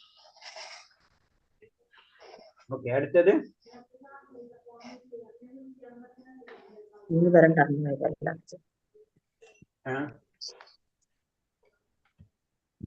അടുത്ത ചോദ്യം വായിച്ചോളൂ. ആരെ വായിക്കുന്നത്? ഹരേഷ്ണ മൂന്നാമത്തെ. ലക്ഷ്മി മാതാജി അൺമ്യൂട്ട് ചെയ്യും. ലക്ഷ്മി മാതാജി വായിച്ചുകൊണ്ടിരുന്നത് ജയലക്ഷ്മി മാതാജി. ജയലക്ഷ്മി മാതാജി ഇല്ലേ? പോയാ? ഓക്കെ, മാതാജി കട്ടായി പോകുന്നുണ്ട്. ഓക്കെ, പിന്നെ ആരാ വായിക്കുന്നത്? ഞാൻ വായിക്കുന്നാല്. നിഷ. ഓക്കെ, നിഷ മാതാജി വായിച്ചോളൂ. കർമ്മം ഏതെല്ലാം വിശദമാക്കുക. കർമ്മം, അകർമ്മം, വികർമ്മം എന്നിങ്ങനെയാണ് 3 തരം കർമ്മങ്ങൾ. കർമ്മം വേദങ്ങളിൽ നിർദ്ദേശിക്കപ്പെടുന്ന നിർദ്ദിഷ്ട കർത്തവ്യങ്ങളാണ് കർമ്മം. അകർമ്മം ജനന മരണ ചക്രത്തിൽ നിന്നും മുക്തനാൽ പ്രയോജനപ്പെടുന്ന കർമ്മങ്ങളെയാണ് കർമ്മങ്ങൾ എന്ന് പറയുന്നത്. അകർമ്മം. വികർമ്മം എന്ന സ്വന്തം സ്വാതന്ത്ര്യം ദുരുപയോഗപ്പെടുത്തി അനുഷ്ഠിക്കപ്പെടുന്നതും ഹീനതരമായ ജന്മത്തിന് ഹേതുവാകുന്നതുമായ കർമ്മമാണ് വികർമ്മം. വികർമ്മം. ഓക്കെ, അപ്പൊ എത്ര ഉള്ളൂ? 3 തരം കർമ്മങ്ങള്: കർമ്മം, അകർമ്മം, വികർമ്മം. കർമ്മം എന്ന് പറയുമ്പോൾ ശാസ്ത്രാനുസരണം ചെയ്യുന്നത് കർമ്മം. പിന്നെ മരണചക്രങ്ങൾക്ക് അതീതമായിട്ട് അതിനു വേണ്ടി ചെയ്യുന്ന കർമ്മം, അതാണ് അകർമ്മം. അതായത് ഭഗവത് സേവനം മാത്രം ലക്ഷ്യമാക്കി വരുമ്പോൾ അത് അകർമ്മമായി വരും. അങ്ങനെ ചെയ്യുമ്പോൾ പിന്നെ നമുക്ക് ജനന മരണ ചക്രങ്ങൾ ഉണ്ടാവില്ല. വികർമ്മം എന്ന് പറഞ്ഞത് ഹീനമായ കർമ്മങ്ങൾ. നമ്മൾ ഹീനമായിട്ടുള്ള കർമ്മങ്ങള്, ഉഗ്രകർമ്മങ്ങൾ എന്നൊക്കെ പറയില്ലേ, നേരെ എന്താണ് കർമ്മത്തിന് ഓപ്പോസിറ്റ് ആയിട്ടുള്ളൂ. അതായത് വൈദിക നിയമങ്ങൾക്ക് അല്ലാതെ ചെയ്യുന്ന കർമ്മങ്ങൾ, ഒരു പറയാ കൊലപാതകം അങ്ങനത്തെ ഒക്കെ കാര്യങ്ങളൊക്കെ ഇല്ലേ, അതൊക്കെ അങ്ങനത്തെ രീതിയിൽ അതൊക്കെ എന്താ ചെയ്യുന്നത്? അതൊക്കെ വികർമ്മമാണെന്ന് പറയുന്നത്. അങ്ങനെ 3 തരം കർമ്മങ്ങൾ. അപ്പൊ ഈ കർമ്മങ്ങൾ എന്ന് പറയുമ്പോൾ ഇപ്പോഴത്തെ രീതിയിൽ നമ്മൾ ചെയ്യുന്ന കർമ്മങ്ങൾ ഇതൊന്നുമല്ല. ഇതെല്ലാം കൂടെ ഒരു എന്താണ് മസാലപ്പരുവാണ് നമ്മുടെ അവസ്ഥ, അല്ലെ? കർമ്മം എന്ന് പറയുമ്പോ, അല്ലെങ്കിൽ കർമ്മി എന്ന് പറയുമ്പോ ശാസ്ത്രങ്ങൾക്ക് അനുസരിച്ച് ചെയ്യുന്നതാണ്. നമ്മൾ ചിലപ്പോ ശാസ്ത്രങ്ങൾക്ക് അനുസരിച്ച് ചെയ്യും, ചിലപ്പോ ചിലപ്പോ ഭഗവാനെ പറ്റി ചിന്തിച്ച് ചെയ്യും. വികർമ്മം എന്തായാലും നമ്മൾ ആരും ചെയ്യുന്നുണ്ടാവില്ല. അത് നമുക്ക് സമാധാനപ്പെടാം. കാരണം ആ ലെവലിൽ നിന്ന് കുറച്ച് ഉയർന്നത് കാരണം കൊണ്ടായിരിക്കും നമ്മൾ ഇവിടെ വന്നിരിക്കുന്നത്. അപ്പൊ അങ്ങനെയും ചെയ്യുന്നവരുണ്ട്. ഓക്കെ, മാനസികം, വാചികം, ശാരീരികം കർമ്മങ്ങളെ വിശദീകരിക്കുക. മാനസിക കർമ്മം അവിദ്യയോടുകൂടി ഇവയെ മാനസിക കർമ്മം, അതായത് കർമ്മബന്ധനം സൃഷ്ടിക്കുന്നു. അതായത് ചിന്ത, ആഗ്രഹം, അങ്ങനെയാണല്ലോ പ്രഭുജി പറഞ്ഞതായിരുന്നു, അപ്പൊ നോട്ട് ചെയ്തതാണ്. വാചിക കർമ്മം വാക്കുകൾ പോലും അഹങ്കാരവും ഫലാഭിലാഷവും ഇല്ലാതെ ഉണ്ടായാൽ ആ കർമ്മബന്ധനമാകില്ല. അതിനെയാണ് പറയുന്നത് വാചിക കർമ്മം. അതായത് വാക്കുകള്, ഉപദേശം, മന്ത്രജപം അങ്ങനെയുള്ളത്. പിന്നെ ശാരീരിക കർമ്മം എന്ന് പറഞ്ഞിട്ടുണ്ടെങ്കിൽ ശരീരം കൊണ്ട് ചെയ്യുന്ന കർമ്മം മാനസിക ഉദ്ദേശത്തെ ആശ്രയിച്ചോ ബന്ധനമാകുന്നതോ മോചനമാകുന്നതിനോ നിശ്ചയിക്കപ്പെടുന്നത്. പറയാം. അപ്പോൾ പ്രഭുജി പറഞ്ഞു, അതായത് പാരമ്പര്യമായിട്ട് ഉദ്ദേശിച്ചിട്ടുള്ളതായിരിക്കണം എന്ന് പറഞ്ഞു. പാരമ്പര്യം എനിക്ക് മനസ്സിലായില്ല, എന്താ പറഞ്ഞത്? അതായത് നമ്മള് എന്താ പറയാ, അടുത്ത തലമുറയ്ക്ക് വേണ്ടിയിട്ടുള്ള മാത്രമായിട്ടായിരിക്കണം ഉപയോഗിക്കുന്നതിന് പറഞ്ഞു. എനിക്ക് മനസ്സിലായില്ല, ഇത് ഞാൻ ക്ലിയർ ചെയ്യാം. മാനസികം, വാചികം, ശാരീരികം സേവ അല്ലേ? ചെയ്യുക, ഒരാൾക്ക് യജ്ഞം, സേവനം ചെയ്യുക, ഒരാൾക്ക് ദാനം ചെയ്യുക, സഹായം ചെയ്യുക, അങ്ങനെയുള്ള കാര്യങ്ങള്. അങ്ങനെയുള്ള കാര്യങ്ങൾ. ശരി ശരി. അതാണ് പറഞ്ഞത്. നമുക്കൊരാളെ സേവിക്കുക, നമ്മളൊരാളെ ആൻസർ എഴുതിയിട്ടില്ല പ്രഭുജി. ഞാൻ ഒന്നുകൂടെ ഡീറ്റെയിൽ ആയിട്ട് പറയാം. മാനസികം എന്ന് പറയുന്നത് നമ്മളെ ചിന്തകൾ അല്ലെ, എപ്പോഴും നമ്മൾ ചിന്തിച്ച് നല്ല കാര്യങ്ങൾ ചിന്തിക്കുക, അല്ലെ തെറ്റായ കാര്യം ചിന്തിക്കുക, രണ്ടും ചെയ്യാം നമുക്ക് അല്ലെ. ഒരാൾക്ക് നല്ലത് വരണമെന്നും ചിന്തിക്കാം, ഒരാൾക്ക് നല്ലത് വരണ്ടെന്നും ചിന്തിക്കാം അല്ലെ. അതാണ് മാനസികമായിട്ടുള്ള കർമ്മം. എന്തായാലും മനസ്സുകൊണ്ട് ചെയ്യുന്നതാണ്. ഒരാൾക്ക് നല്ലത് വരണമെന്നും പ്രാർത്ഥിക്കാം, ഒരാൾക്ക് നല്ലത് വരുതരുതെന്നും പ്രാർത്ഥിക്കാം നമുക്ക്. അതാണ് മാനസികമായിട്ടുള്ള മാനസികം എന്ന് പറയുന്നത്. രണ്ടാമത്തെ വാചികം, അതായത് നമ്മളാണ് വാക്കുകളിലൂടെ നീ നന്നാവട്ടെ എന്ന് വാക്കുകളോട് പറയാം, നീ നന്നാവണ്ടെന്ന് വാക്കുകൊണ്ട് പറയാം അല്ലെ. രണ്ട്, ശരീരം ഉപയോഗിച്ചിട്ട് ചെയ്യുന്ന പ്രവർത്തനങ്ങൾ. ഒരാളെ നമ്മൾക്ക് സഹായിച്ചു കൊടുക്കുക, പേഴ്സണൽ ആയിട്ട് ചെന്നിട്ട് ഒരാളെ അവന്റെ എന്ത് പറഞ്ഞ അങ്ങനത്തെ അവസരങ്ങൾ വരുമ്പോൾ അവനെ സഹായിച്ചു കൊടുക്കാം, അല്ലെങ്കിൽ സഹായിക്കാതിരിക്കുക, അല്ലെങ്കിൽ അവനെ ഉപദ്രവിക്കുക. ശരീരം കൊണ്ട് ഉപദ്രവിക്കുക, ശരീരം കൊണ്ട് സഹായിക്കുക, രണ്ടും നമുക്ക് ചെയ്യാം. അതാണ് ശരീരമായിട്ടുള്ളത്. അങ്ങനെ 3 തരം കർമ്മങ്ങൾ മനസ്സുകൊണ്ടും വാചകം കൊണ്ടും ശരീരം കൊണ്ടും നമുക്ക് ചെയ്യാൻ കഴിയും. ഈ 3 കർമ്മങ്ങളും പറഞ്ഞു വരുന്നതുള്ളൂ. ഈ 3 കർമ്മങ്ങളും ഭഗവാന് വേണ്ടി ഉപയോഗിക്കാം. അതാണ് ഈ ചാപ്റ്ററിന്റെ ഈ ശ്ലോകത്തിന്റെ ഇമ്പോർട്ടൻസ്. നമ്മൾ പഠിക്കുന്നത് അതാണ്. നമ്മുടെ ചിന്തയും നമ്മുടെ സംസാരവും നമ്മുടെ ശരീരവും ഭഗവാന് കൊടുക്കാം. അതാണ് ശരിക്കും ഇപ്പൊ നമ്മൾ പറഞ്ഞത് അകർമ്മം എന്ന് പറയുന്നത്. മനസ്സ് എപ്പോഴും ഭഗവാനെ സ്മരിക്കാം, എപ്പോഴും ഭഗവാനെ കീർത്തിക്കാം, എപ്പോഴും ഭഗവാന്റെ കാര്യങ്ങൾ ചെയ്യുക ശരീരം കൊണ്ട്. ഇപ്പൊ ഒരു ക്ഷേത്ര ശുദ്ധീകരണം, അല്ലെങ്കിൽ ഇപ്പൊ നമ്മ പറഞ്ഞ പോലെ എന്താ പറയണത്, പുഷ്പങ്ങൾ അർപ്പിക്കുക, പ്രസാദം ഉണ്ടാക്കാം, അങ്ങനെ എന്തൊക്കെ ചെയ്യാൻ പറ്റണം അതൊക്കെ നമ്മൾ ശരീരം കൊണ്ട് ചെയ്യണമാണ് അല്ലെ. ഇങ്ങനെ ചെയ്യാം. അതാണ് നമ്മൾ ഭക്തിയുത സേവനം എന്ന് പറയുന്നത്. നമ്മൾ 3 കാര്യം തന്നെ പറഞ്ഞു. 3 കാര്യം എന്ന് പറയുമ്പോ ഒന്ന് എന്താണ്, ഹരേ കൃഷ്ണ മഹാമന്ത്രം, പിന്നെ പ്രസാദം പ്ലസ് ഭക്തിയുത സേവനം. ഈ ഭക്തിയുത സേവനം എന്ന് പറയുമ്പോ അതിന് 3 തരത്തിൽ ഭക്തിയുത സേവനങ്ങൾ ചെയ്യാം. മനസ്സുകൊണ്ട് ചെയ്യാം, സംസാരം കൊണ്ട് ചെയ്യാം, ശരീരം കൊണ്ട് ചെയ്യാം. ഇങ്ങനെ 3 കാര്യത്തിനും ചെയ്യാം. ഇങ്ങനെ ചെയ്യുന്നതിനാണ് നമ്മൾ ആ കർമ്മം എന്ന് പറയുന്നത്. അപ്പൊ ഈ കർമ്മത്തെ തന്നെ 3ആയി തിരിക്കാം. ഈ കർമ്മത്തെ തന്നെ നമുക്ക് കർമ്മം എന്നുള്ള രീതിയിൽ എടുക്കാം, ഇതിനെ അകർമ്മമാക്കാം, ഇതിനെ വികർമ്മമാക്കാം അല്ലെ. ഒരാളെ പറ്റി നെഗറ്റീവ് മാത്രം ചിന്തിച്ചുകൊണ്ടിരിക്കും, അപ്പൊ അത് വികർമ്മമായി അല്ലെ. ഒരാളെ പറ്റി നെഗറ്റീവ് മാത്രം പറഞ്ഞുകൊണ്ടിരിക്കുക, അപ്പൊ എന്താണ് അതും വികർമ്മമായി. ഒരാളെ പറ്റി ശരീരമായിട്ട് ഉപദ്രവിക്കാൻ ശ്രമിക്കുക, അപ്പോഴും വികർമ്മമായി. അപ്പൊ ഈ 3നും വീണ്ടും നമുക്ക് 3 കർമ്മം, അകർമ്മം, വികർമ്മമായിട്ട് തിരിക്കാൻ പറ്റും. അപ്പൊ നമ്മൾ ചെയ്യേണ്ടത് അകർമ്മമാണ്. ഈ മനസ്സും ശരീരവും അതേപോലെ തന്നെ വാക്കും ഭഗവാന് വേണ്ടി ഉപയോഗിക്കാം. ഹരേ കൃഷ്ണ. അപ്പോൾ നമുക്ക് ഈ ജനന മരണ ചക്രങ്ങളിൽ നിന്ന് മുക്തി നേടാൻ കഴിയും. ഓക്കെ, അടുത്തത് വായിച്ചോളൂ. കർമ്മം എന്നാൽ എന്ത്? മറ്റുള്ളവർക്ക് നന്മ വരുത്തുകയും അഹങ്കാരവും സ്വാർത്ഥതയും ഇല്ലാതെ ചെയ്യപ്പെടുകയും ചെയ്യുന്ന ഏത് ചിന്തയും വാക്കും പ്രവൃത്തിയുമാണ് സുകർമ്മം. സുകർമ്മം അർത്ഥം അത് തന്നെയാണ്. കാരണം എന്ന് വെച്ച് കഴിഞ്ഞാൽ ലോക നന്മയ്ക്ക് വേണ്ടി ചെയ്യുന്ന പ്രവർത്തനം, നമുക്കൊരു സ്വാർത്ഥ താല്പര്യം ഇല്ലാത്ത കർമ്മം. അപ്പൊ ഭഗവാൻ അത് ഭക്തിയുത സേവനായിട്ട് വന്നു. ഭഗവാന്റെ കാര്യങ്ങൾ ചെയ്യുമ്പോൾ അത് ലോക നന്മയ്ക്ക് വേണ്ടി മാത്രം ചെയ്യുന്നതാണ്. അത് ധർമ്മത്തിന് അധിഷ്ഠിതമായിരിക്കും. സുകർമ്മം ഒന്നും കൂടെ പറയാവോ? സുകർമ്മം എന്ന് പറയുമ്പോൾ ധർമ്മത്തിന് അനുസൃതമായിട്ടുള്ളത്, ലോകധന്മ ലക്ഷ്യമാക്കിയിട്ടുള്ളത്, സ്വാർത്ഥ താല്പര്യങ്ങൾ.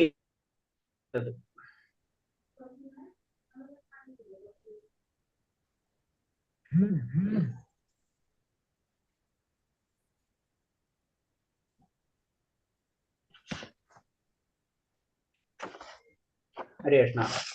ഇത്തരം പറഞ്ഞതിൽ എന്തെങ്കിലും സംശയം ഉണ്ടായിരുന്നെങ്കിലും ക്വസ്റ്റ്യനില്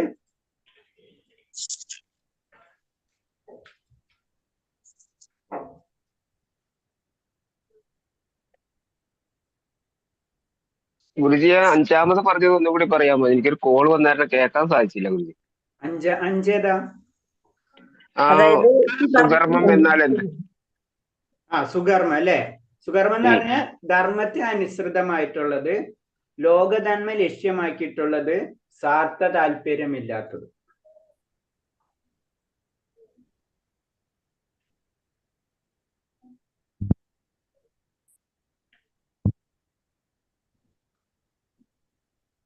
ഹരേ കൃഷ്ണ. ക്ലിയർ ആയില്ലേ? ഇനി വേറെ എന്തെങ്കിലും ഉണ്ടോ? സംശയം ഉണ്ടോ ഇതില്? ഓക്കെ 2. ഇനി അടുത്ത മന്ത്രം 3. മന്ത്രം 3ലേക്ക് കടക്കാം നമുക്ക്. ഓക്കെ, അത് പറയണ്ടേ? പറഞ്ഞോളൂ. മന്ത്രം 3 വിശദമാക്കുക. അസുര്യ നമോദേ ലോകേ അന്തേന താമസവൃദേഹേ സ്തേ പ്രത്യാഭിഗച്ഛതി യേ ചന്ദാത്മഹനേ ജനഃ. ആത്മജ്ഞാനം ഇല്ലാതെ ജീവിക്കുന്നവർ അന്ധകാരത്തിലേക്ക് പോകുന്നത്. അതായത് ആത്മജ്ഞാനം ഇല്ലാത്തവർ അല്ലേ? അതായത് വിവർത്തനം തന്നെ. ആത്മഹന്താവും ആരൊരുവനാലും ആസുരവും അന്ധകാരവും അജ്ഞാനവും നിറഞ്ഞ ലോകങ്ങളിലേക്ക് എത്തിച്ചേർന്നേ മതിയാവും. ആത്മഹന്താവും സ്വന്തം ആത്മാവിനെ നശിപ്പിക്കുന്നവൻ, അതാണ് അതിന്റെ ഉദ്ദേശം തന്നെ. രണ്ടാമത്തെ ക്വസ്റ്റ്യൻ, മനുഷ്യൻ മൃഗത്തിൽ നിന്നും വിഭിന്നമായി വർത്തിക്കുന്നതിനുള്ള കാരണം. മനുഷ്യ ജീവിതത്തിലെ ചുമതല ബോധം കാരണമാണ് മനുഷ്യൻ മൃഗത്തിൽ നിന്നും വിഭിന്നമായി വർത്തിക്കാനുള്ള കാരണം. മനുഷ്യന് ഈ എന്താണ് ചുമതല ബോധമുണ്ട്. ശരിക്കും എന്താണ് ചെയ്യാനോ ആ വിവേചന ശക്തി ഉണ്ട്. അത് കാരണം കൊണ്ടാണ് മനുഷ്യൻ മൃഗങ്ങളിൽ നിന്ന് വ്യത്യസ്തനാവുന്നു. ചുമതല ബോധം അല്ലെങ്കിൽ വിവേചന ശക്തി മനുഷ്യനുണ്ട്. പിന്നെ അടുത്തത്, പ്രപഞ്ചത്തിലുള്ള ജനങ്ങളെ തരംതിരിക്കുന്നത് എങ്ങനെ വിശദമാക്കുക. പ്രപഞ്ചത്തിൽ 2 തരം ജനങ്ങളാണ് ഉള്ളത്. അസുരന്മാരും സുരന്മാരും. സുരന്മാർ ചുമതലാബോധമുള്ളവരും അതനുസരിച്ച് പ്രവർത്തിക്കുന്നവരുമാണ്. ഇവർ സദാ സമയവും വിഷ്ണുപാദങ്ങളിൽ ലക്ഷ്യമാക്കി പ്രവർത്തിക്കുന്നു. വേദം പറയും. അസുരന്മാർ ചുമതലകളെയൊക്കെ അവഗണിക്കുന്നവരും അതിനെപ്പറ്റി അജ്ഞരും ആയവരെ അസുരന്മാരെന്ന് വിളിക്കുന്നു. 2 തരം. ഒന്ന് സുരന്മാരെന്ന് പറഞ്ഞു കഴിഞ്ഞാൽ ഭഗവാന്റെ വിഷ്ണു എന്താ പറയാ ചുമതല ബോധത്തോടെ അതനുസരിച്ച് പ്രവർത്തിക്കുന്നവര് സുരന്മാർ അല്ലെ? ചുമതല ബോധം എന്ന് പറയുമ്പോ ശരിക്കും വിവേചന ശക്തി കിട്ടി അതോടുകൂടി മനസ്സിലാക്കി എന്താ ചെയ്യേണ്ടത് അതിനനുസരിച്ച് പ്രവർത്തിക്കുന്ന വ്യക്തി. അപ്പൊ ചുമതല ബോധത്തോടെ പ്രവർത്തിക്കുന്നത് സുരന്മാര്. അതിന് ഉദാഹരണമാണ് അവർ ചെയ്യാൻ പരമപുരുഷനായ വിഷ്ണുവിന്റെ പാദങ്ങളെ ലക്ഷ്യമാക്കി പ്രവർത്തിക്കുന്നു. അത് ഋഗ്വേദം തന്നെ പറഞ്ഞു തരുന്നു. ദേവന്മാരെന്ന് പറഞ്ഞു കഴിഞ്ഞാല് അവര് വിഷ്ണു പാദങ്ങളെ ലക്ഷ്യമാക്കി പ്രവർത്തിക്കുന്നവരാണ്. അസുരന്മാരെന്ന് പറയുന്നത് എന്താണ്? ഈ ചുമതലകൾ അവഗണിക്കുന്നവർ അല്ലെ? ഈ ചുമതലകൾ അവർക്ക് ചുമതല ബോധമുണ്ട്, അവർക്ക് വിവേചന ശക്തിയുണ്ട്, പക്ഷെ അത് അവർ ഉപയോഗിക്കാതിരുന്നു കഴിഞ്ഞാൽ അവരെ അസുരന്മാരെന്ന് പറയുന്നു. അപ്പൊ അവര് ഇന്ദ്രിയ സുഖം മാത്രം, അവർക്ക് കിട്ടിയിട്ടുള്ള സുഖം മാത്രം, ഭൗതിക സുഖത്തിലേക്ക് മാത്രം അവർ താഴ്ന്നു പോകും. മറ്റൊരു വേറെ രീതി പറഞ്ഞു കഴിഞ്ഞാൽ ഒന്ന് ആത്മീയ ബോധമുള്ളവര്, മറ്റൊരു ആത്മീയ ബോധമില്ലാത്തവര്. ഇപ്പൊ ചുമതല ബോധമുള്ളവരെ സുരന്മാരെന്നും ചുമതല ബോധമില്ലാത്തവരെ അസുരന്മാരെന്നും പറയുന്നു. പ്രഭുജി നെറ്റ് പോയതാ, ക്വസ്റ്റ്യൻ ആൻസർ കഴിഞ്ഞോ?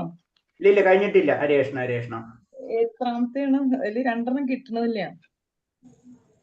മറ്റേ സുകർമ്മം എന്നാൽ എന്ത്? ഒരു സെക്കൻഡ് ഞാൻ ഇതൊന്ന് കഴിഞ്ഞോട്ടെ. ഇപ്പൊ നമ്മൾ പറഞ്ഞത് എന്താണ്? എത്രാമത്തെയാണ്? മൂന്നില് മൂന്നാമത്തെ ക്വസ്റ്റ്യൻ അപ്പൊ പറഞ്ഞത്. 3 കഴിഞ്ഞു. ഇനി 3 4 ഞാൻ മാതാജി അത് കഴിഞ്ഞിട്ട് പറയാം. 3 4 പറഞ്ഞോളൂ. മനുഷ്യ ശരീരത്തിന്റെ സവിശേഷതകളെ എന്തിനോട് ഉപമിച്ചിരിക്കുന്നു? കാറ്റിനോട്. മനുഷ്യ ശരീരത്തിന്റെ സവിശേഷതകളെ ലക്ഷ്യസ്ഥാനത്ത് സുഗമമായി എത്തിച്ചേരുവാൻ സഹായിക്കുന്ന അനുകൂല കാറ്റിനോട് ഉപമിച്ചിരിക്കുന്നു. അല്ലേ? ശരീരത്തല്ലേ? മനുഷ്യ ശരീരത്തിന്റെ സവിശേഷതകൾ. ശരീരത്തിന്റെ സവിശേഷതകളെ. ശരി സവിശേഷതകളാണ് അല്ലെ? ഓക്കെ.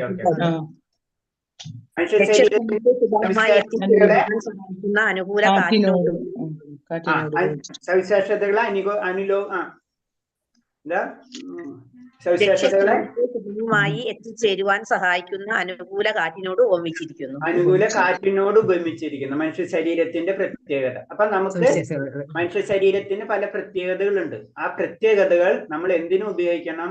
അതാണ് ആ ഭക്തിയിലേക്ക് നമ്മൾ ഉപയോഗിക്കണം എന്നാ പറയുന്നത്. ആ കാറ്റിലേക്ക്, ആ ഭക്തിയിൽ വരുന്ന, അതായത് സംസാര സാഗരത്തിൽ വരുന്ന, അല്ലെങ്കിൽ എന്ന് പറഞ്ഞ ആ സാഗരത്തിൽ വരുന്ന കാറ്റിനോടാണ് ഉപമിച്ചിരിക്കുന്നത് നമ്മളെ സവിശേഷതകൾ. ആ സവിശേഷതകൾ നമുക്ക് കിട്ടിയിട്ടുള്ളത് എന്നിട്ട് ഭക്തിയിലേക്ക് ഉയർത്താൻ വേണ്ടി ഉപയോഗിക്കുക. ചുരുക്കി പറഞ്ഞു കഴിഞ്ഞാൽ. അഞ്ചാമത്തെ ക്വസ്റ്റ്യൻ, എങ്ങനെയുള്ള മനുഷ്യനെ ആത്മനാശകനായി കണക്കാക്കാം? സൗകര്യങ്ങളൊക്കെ ഉണ്ടായിട്ടും ആത്മസാക്ഷാത്കാരത്തിനു വേണ്ടി അവയൊന്നും പൂർണ്ണമായി പ്രയോജനപ്പെടുത്തുവാൻ ശ്രമിക്കാത്ത പക്ഷം അയാളെ അഹന്താവ് അഥവാ ആത്മനാശകനായി കണക്കാക്കാം. അതായത് ആത്മജ്ഞാനം നേടാൻ ഇത്രയും സാധ്യതകൾ കിട്ടിയിട്ടും അത് ഉപയോഗിക്കാത്ത വ്യക്തിയാണ് ആത്മഹന്താവ് അല്ലെങ്കിൽ ആത്മനാശകൻ എന്ന് പറയുന്നത്. കാരണം നമുക്കൊരു മനുഷ്യജന്മം കിട്ടിയിട്ടും നമുക്ക് അത് ഉപയോഗിക്കാൻ പറ്റില്ല എന്ന് വെച്ച് കഴിഞ്ഞാൽ ആ വ്യക്തിനെ ആത്മഹന്താവ് എന്ന് പറയുന്നു. അടുത്ത ക്വസ്റ്റ്യൻ, മനുഷ്യൻ തന്റെ ചുമതലകൾ നിർവഹിക്കാൻ വീഴ്ച വരുത്തുന്ന പക്ഷം എന്താണ് സംഭവിക്കുന്നത്? ദേഹാന്തര പ്രാപ്തിയിലൂടെ അസുരഗ്രഹങ്ങളെ പ്രാപിക്കുകയും നികൃഷ്ടമായ ജീവി വർഗത്തിൽ ജനിച്ച് അജ്ഞതയിലും അന്ധകാരത്തിലും അകപ്പെട്ട് കഠിനാധ്വാനം ചെയ്യുന്നതിനു നിർബന്ധിതനായി തീരുകയും ചെയ്യുന്നു. അതായത് പറഞ്ഞ ദേഹാന്തര പ്രാപ്തി. അപ്പൊ നമുക്ക് ദേഹാന്തര പ്രാപ്തി ഉണ്ട് അല്ലെ? ഒരു ജന്മം കഴിഞ്ഞിട്ട് അടുത്ത ജന്മത്തിലേക്ക് നമ്മൾ കടക്കുന്നു അല്ലെ? അങ്ങനെ കടന്ന് നമ്മൾ എന്താണ് ആസുര്യ ഗ്രഹങ്ങളെ പ്രാപിക്കുകയും അവിടെ നികൃഷ്ട ജീവവർഗത്തിൽ ജനിച്ച് അജ്ഞതയിലും അന്ധകാരത്തിൽ അകപ്പെട്ട് കഠിനാധ്വാനം ചെയ്യുകയും നിർബന്ധിതനായി തീരുകയും ചെയ്യുന്നു. അപ്പൊ നമുക്ക് കിട്ടിയിട്ടുള്ള മനുഷ്യജന്മം നമ്മൾ ഉപയോഗിച്ചിട്ടില്ലെങ്കിൽ നമുക്ക് അടുത്ത ജന്മം തീർച്ചയായിട്ടും അത് ഏത് സമയം വരാം അല്ലെ? ഒരു സെക്കൻഡ് മതി അടുത്ത ജന്മത്തിന്. നമ്മൾ വിചാരിക്കും 70 വയസ്സുണ്ട് 80 വയസ്സുണ്ട് എന്നൊക്കെ നമ്മൾ ചിന്തിക്കും. നമ്മുടെ ചിന്ത മാത്രമേ ഉള്ളൂ. എത്ര മോഡേൺ മെഡിസിൻ ആണെങ്കിലും വലിയ നമുക്കറിയാം എന്താണ് അമേരിക്കയിലും ഇംഗ്ലണ്ടിലും ഒക്കെ ഉള്ള വലിയ മില്യനേഴ്സ് അവരെ റിസർച്ച് ഇപ്പൊ അതിലാണ്. അത് റിസർച്ച് ചെയ്തിട്ട് ഏറ്റവും കൂടുതൽ മെഡിസിൻ അവർ കഴിക്കുക. അവരാണ് ആദ്യം തട്ടിപ്പോവാ. മനസ്സിലായ? അപ്പൊ അത്രയുള്ള കാര്യങ്ങൾ. ഇങ്ങനെ പൈസ ഇല്ലാണ്ടാണ് അവര്. നമുക്കറിയാം വലിയ സ്റ്റീവ് ജോബ്സ് അവരൊക്കെ വലിയ പൈസക്കാര്. അവരതിന് ലാസ്റ്റ് പറയുന്നുണ്ട് പല കാര്യങ്ങളും. അപ്പൊ ഇതൊക്കെ നമ്മളെ ആത്മീയ ഗ്രന്ഥങ്ങളിൽ വളരെ സിമ്പിൾ ആയിട്ട് പറഞ്ഞു തന്നിട്ടുണ്ട്. ഇതൊക്കെ നമുക്ക് കിട്ടിയിട്ടുള്ളതൊക്കെ നമ്മുടെ പ്രവർത്തനം എന്നല്ല, കഴിഞ്ഞ ജന്മത്തിൽ ചെയ്തിട്ടുള്ള പല കാര്യങ്ങൾ കൊണ്ടാണ് നമ്മൾ അവിടെ നിന്ന് കണക്ട് ആവുന്നതെന്നൊക്കെ. അപ്പൊ നമ്മളത് വീണ്ടും നമ്മൾ ഉപയോഗിച്ചിട്ടില്ലെങ്കിൽ തീർച്ചയായിട്ടും നമ്മൾ എന്താണ് ഈ അന്ധകാരത്തിലേക്ക് വീണ്ടും അടുത്ത ജന്മം നമുക്ക് ചിന്തിക്കാൻ പറ്റാത്ത സ്ഥലത്തിലേക്കായിരിക്കും നമ്മൾ പോവാന്ന് പറയുന്നത്. ഓക്കെ, അടുത്തത് ആത്മസംഭാവിത എന്തെന്ന് വിശദമാക്കുക. ആത്മസാക്ഷാത്കാരത്തിന്റെ പാതയിൽ ശ്രമം നടത്താൻ പോലും മുതിരാതെ മായാമോഹിതരായി ഭൗതിക സന്തുഷ്ടിയുമായി അത്യാസക്തി പുലർത്തുന്ന ഏതൊരാളും അന്ധകാര നിബന്ധനമായ നരകത്തിലെത്തുന്നു. അത്തരം വ്യക്തികളെയാണ് ആത്മസംഭാവിത എന്നു ശകാരിക്കാറുണ്ട്. അതായത് പ്രഭുജി വേറെ മാതിരി എഴുതിയിട്ടുണ്ട്, അത് ശരിയാണോ? പറയൂ. ആത്മസാക്ഷാത്കാരത്തിനുള്ള ശ്രമം നടത്താതെ മായാമോഹിതരായി ഭൗതിക സന്തുഷ്ടിയുമായി അത്യാസക്തി പുലർത്തുന്ന ഏതൊരാളും അന്ധകാര നിബിഡമായ നരകത്തിലെത്തുന്നു. അത്തരം വ്യക്തികളെ ആത്മസംഭാവിത എന്ന് ശകാരിക്കാറുണ്ട്. ഇത് എങ്ങനെ എഴുതാലോ? അല്ല, കുറച്ച് വ്യത്യാസം ഉണ്ടായിരുന്നു. അതെനിക്ക് കുഴപ്പമില്ലേ? കുഴപ്പമില്ല. അതില് 30ാമത്തെ പേജിൽ ക്ലിയർ ആയിട്ട് അതിന്റെ ലൈൻ തന്നെ എഴുതിയിട്ടുണ്ട്. മനസ്സിലായോ? ഭൗതിക അസുരന്മാർ ചിലപ്പോൾ മതത്തിന്റെ പരിവേഷം സ്വീകരിക്കാറുണ്ടെങ്കിലും അവരുടെ യഥാർത്ഥ ലക്ഷ്യം ഭൗതിക ഉത്കർഷം തന്നെയാണ്. ഭൗതിക അത്തരം വ്യക്തികളെ ആത്മസംഭാവിത എന്ന് ശകാരിക്കുന്നുണ്ട്. ലൈൻ തന്നെ എഴുതാം നമുക്ക്. കാരണം എന്താ വെച്ച് കഴിഞ്ഞാല് ഭൗതിക അസുരന്മാർ ഭൗതിക സന്തോഷം മാത്രമാണ് ജീവിത ലക്ഷ്യം എന്ന് ചിന്തിക്കുന്നവരെ അവരെ പറയുന്നതാണ് ആത്മസംഭാവിത എന്ന് പറയുന്നത്, ശകാരിക്കാറുണ്ട് എന്ന് പറയുന്നതാണ്. അത്രേ ഉള്ളൂ. പിന്നെ നീ 4ാമത്തേതാണ്, അത് എടുക്കണം. നമ്മള് 3 ഇത് നമുക്ക് അറിയാത്തതൊന്നും ഉണ്ടല്ലോ. മാനസികം, വാചികം, ശാരീരികം,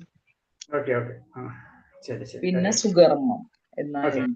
മാനസികം, വാചികം, ശാരീരകർമ്മം. മനസ്സുകൊണ്ട്, അതായത് നമ്മളെ ചിന്തകളിലൂടെ ചെയ്യുന്ന കർമ്മങ്ങൾ, അത് മാനസികം. ചിന്തകളിലൂടെ ചെയ്യുന്ന കർമ്മങ്ങൾ. വാചികം കർമ്മങ്ങൾ വാക്കുകളിലൂടെ ചെയ്യുന്ന കർമ്മങ്ങളാണോ? വാക്കിലൂടെ വാചികം.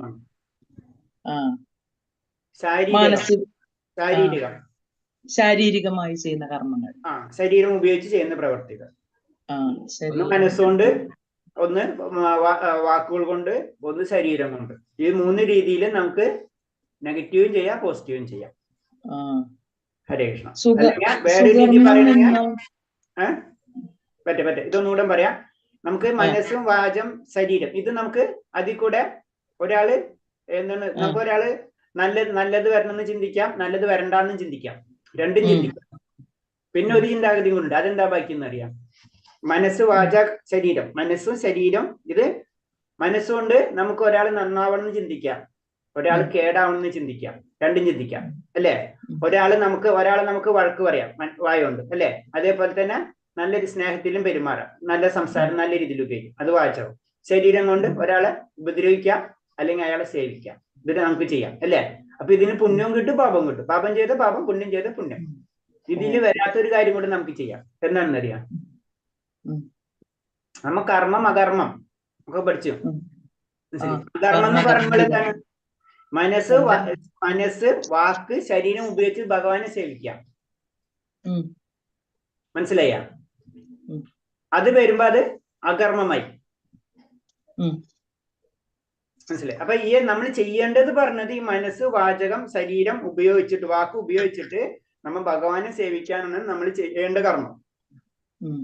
അത് ചെയ്തു കഴിഞ്ഞാൽ നമ്മ ജീവിത ചക്രങ്ങൾ, അതായത് ജനന മരണ ചക്രങ്ങളിൽ നിന്ന് ഒഴിവാവും, നമുക്ക് ആ ആനന്ദം ലഭിക്കും. അല്ല, നമുക്ക് പുണ്യകർമ്മങ്ങൾ എന്ന് പറയുമ്പോൾ ഇതിൽ വരും. മാനസികമായിട്ടുള്ള വ്യക്തിയാണ് നല്ല രീതിയിൽ ചിന്തിക്കുമ്പോൾ അത് പുണ്യകർമ്മമാണ്, അത് നല്ലത് കിട്ടും. കലിയുഗത്തിൽ പറയണെന്ന് വെച്ച് കഴിഞ്ഞാല് നമ്മള് ഒരാളെ മനസ്സുകൊണ്ട് തെറ്റ് പറയും, വാക്കുകൊണ്ട് തെറ്റ് പറയും, പക്ഷെ ശരീരം കൊണ്ട് ചെയ്യരുന്നവർ അത്രയും ഡേഞ്ചറാണ്. അതായത് ഇവിടെ കുറച്ചും റിലാക്സേഷൻ ഉണ്ട്. അതായത് സത്യയുഗത്തിൽ എന്ന് കഴിഞ്ഞാൽ സത്യയുഗത്തിന്റെ സമയത്ത് മനസ്സുകൊണ്ട് തന്നെ ഒരാളെ തെറ്റ് ചെയ്യാൻ പാടില്ല. അത്രയും പ്യൂർ ആയിട്ടുള്ള ടൈമാണ് ഏത് സത്യയുഗത്തിന്റെ സമയങ്ങൾ, താപരയുഗം, കെട്ടില അങ്ങനത്തെ സമയമാണ്. പക്ഷെ ഈ യുഗത്തില് നമുക്ക് അങ്ങനെ ചെയ്യാതിരിക്കാൻ പറ്റില്ല. പക്ഷെ എന്താ പറയണെന്ന് വെച്ച് കഴിഞ്ഞാൽ നമ്മളത് പ്രവർത്തിക്കരുത്. നമുക്ക് ചിന്തിക്കാൻ നമുക്ക് പറ്റില്ല. പല രീതിയിൽ നെഗറ്റീവ് പോസിറ്റീവ് നമ്മൾ ചിന്തിച്ചു പോകും, പക്ഷെ ഒരിക്കലും നമ്മൾ പ്രവർത്തിക്കരുത്. അതാണ് കലിയുഗത്തിൽ ഏറ്റവും ഡേഞ്ചറസ്. കലിയുഗത്തിൽ കുറച്ച് റിലാക്സേഷൻ ഉള്ളതാണ്. നമ്മൾ അറിയാണ്ട് പോയി മനസ്സുകൊണ്ട് ചില തെറ്റുകൾ ചെയ്തു പോകും, പക്ഷെ അതൊരിക്കലും പ്രവർത്തിക്കരുത് എന്നാ പറയുന്നത്. സുകർമ്മം സുകർമ്മം എന്ന് പറഞ്ഞു കഴിഞ്ഞാല് ധർമ്മത്തിന് അനുസൃതമായിട്ടിരിക്കുക, പിന്നെ ലോക നന്മയ്ക്ക് ലക്ഷ്യമാക്കാം, സ്വാർത്ഥ താല്പര്യമില്ലാതിരിക്കുക.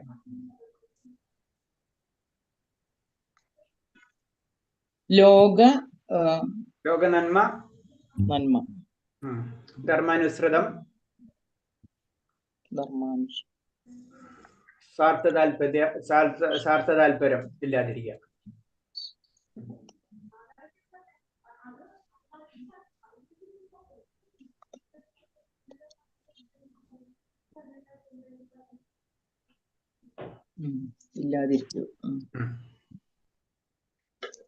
ധർമ്മത്തിന് അനുസൃതമായിരിക്കുക, ലോക നന്മയ്ക്ക് നന്മ അത്ര എഴുതിയാൽ മതി അല്ലേ.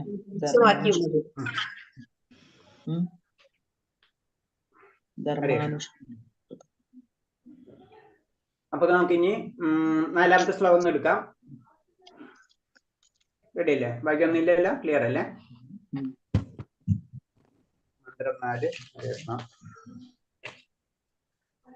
4 പറയണത് അനേജദേകം മനസ്സോ ജവീയോ നൈനദ്ദേവൻ പൂർവമർഷ തഥാ വേദജ്ഞാനദേദിഷ്ഠ തസ്മിന്ന ഭൗമാദരിശ്യ ദദാതി. വിവർത്തനം പറയുന്നത്, സ്വതാമസ്ഥനാണെങ്കിലും പരംപുരുഷൻ മനസ്സിനേക്കാൾ വേഗത കൂടിയവനും മറ്റെല്ലാവരെയും അതിക്രമിക്കാൻ കഴിയുന്നവനുമാകുന്നു. ശക്തിമാന്മാരായ ദേവന്മാർക്കും അദ്ദേഹം അപ്രാപ്യം തന്നെ. ഒരിടത്ത് സ്ഥിതനെങ്കിലും കാറ്റിന്റെയും മഴയുടെയും മറ്റും ആധികാരിക ദേവതകളെ നിയന്ത്രിക്കുന്നു.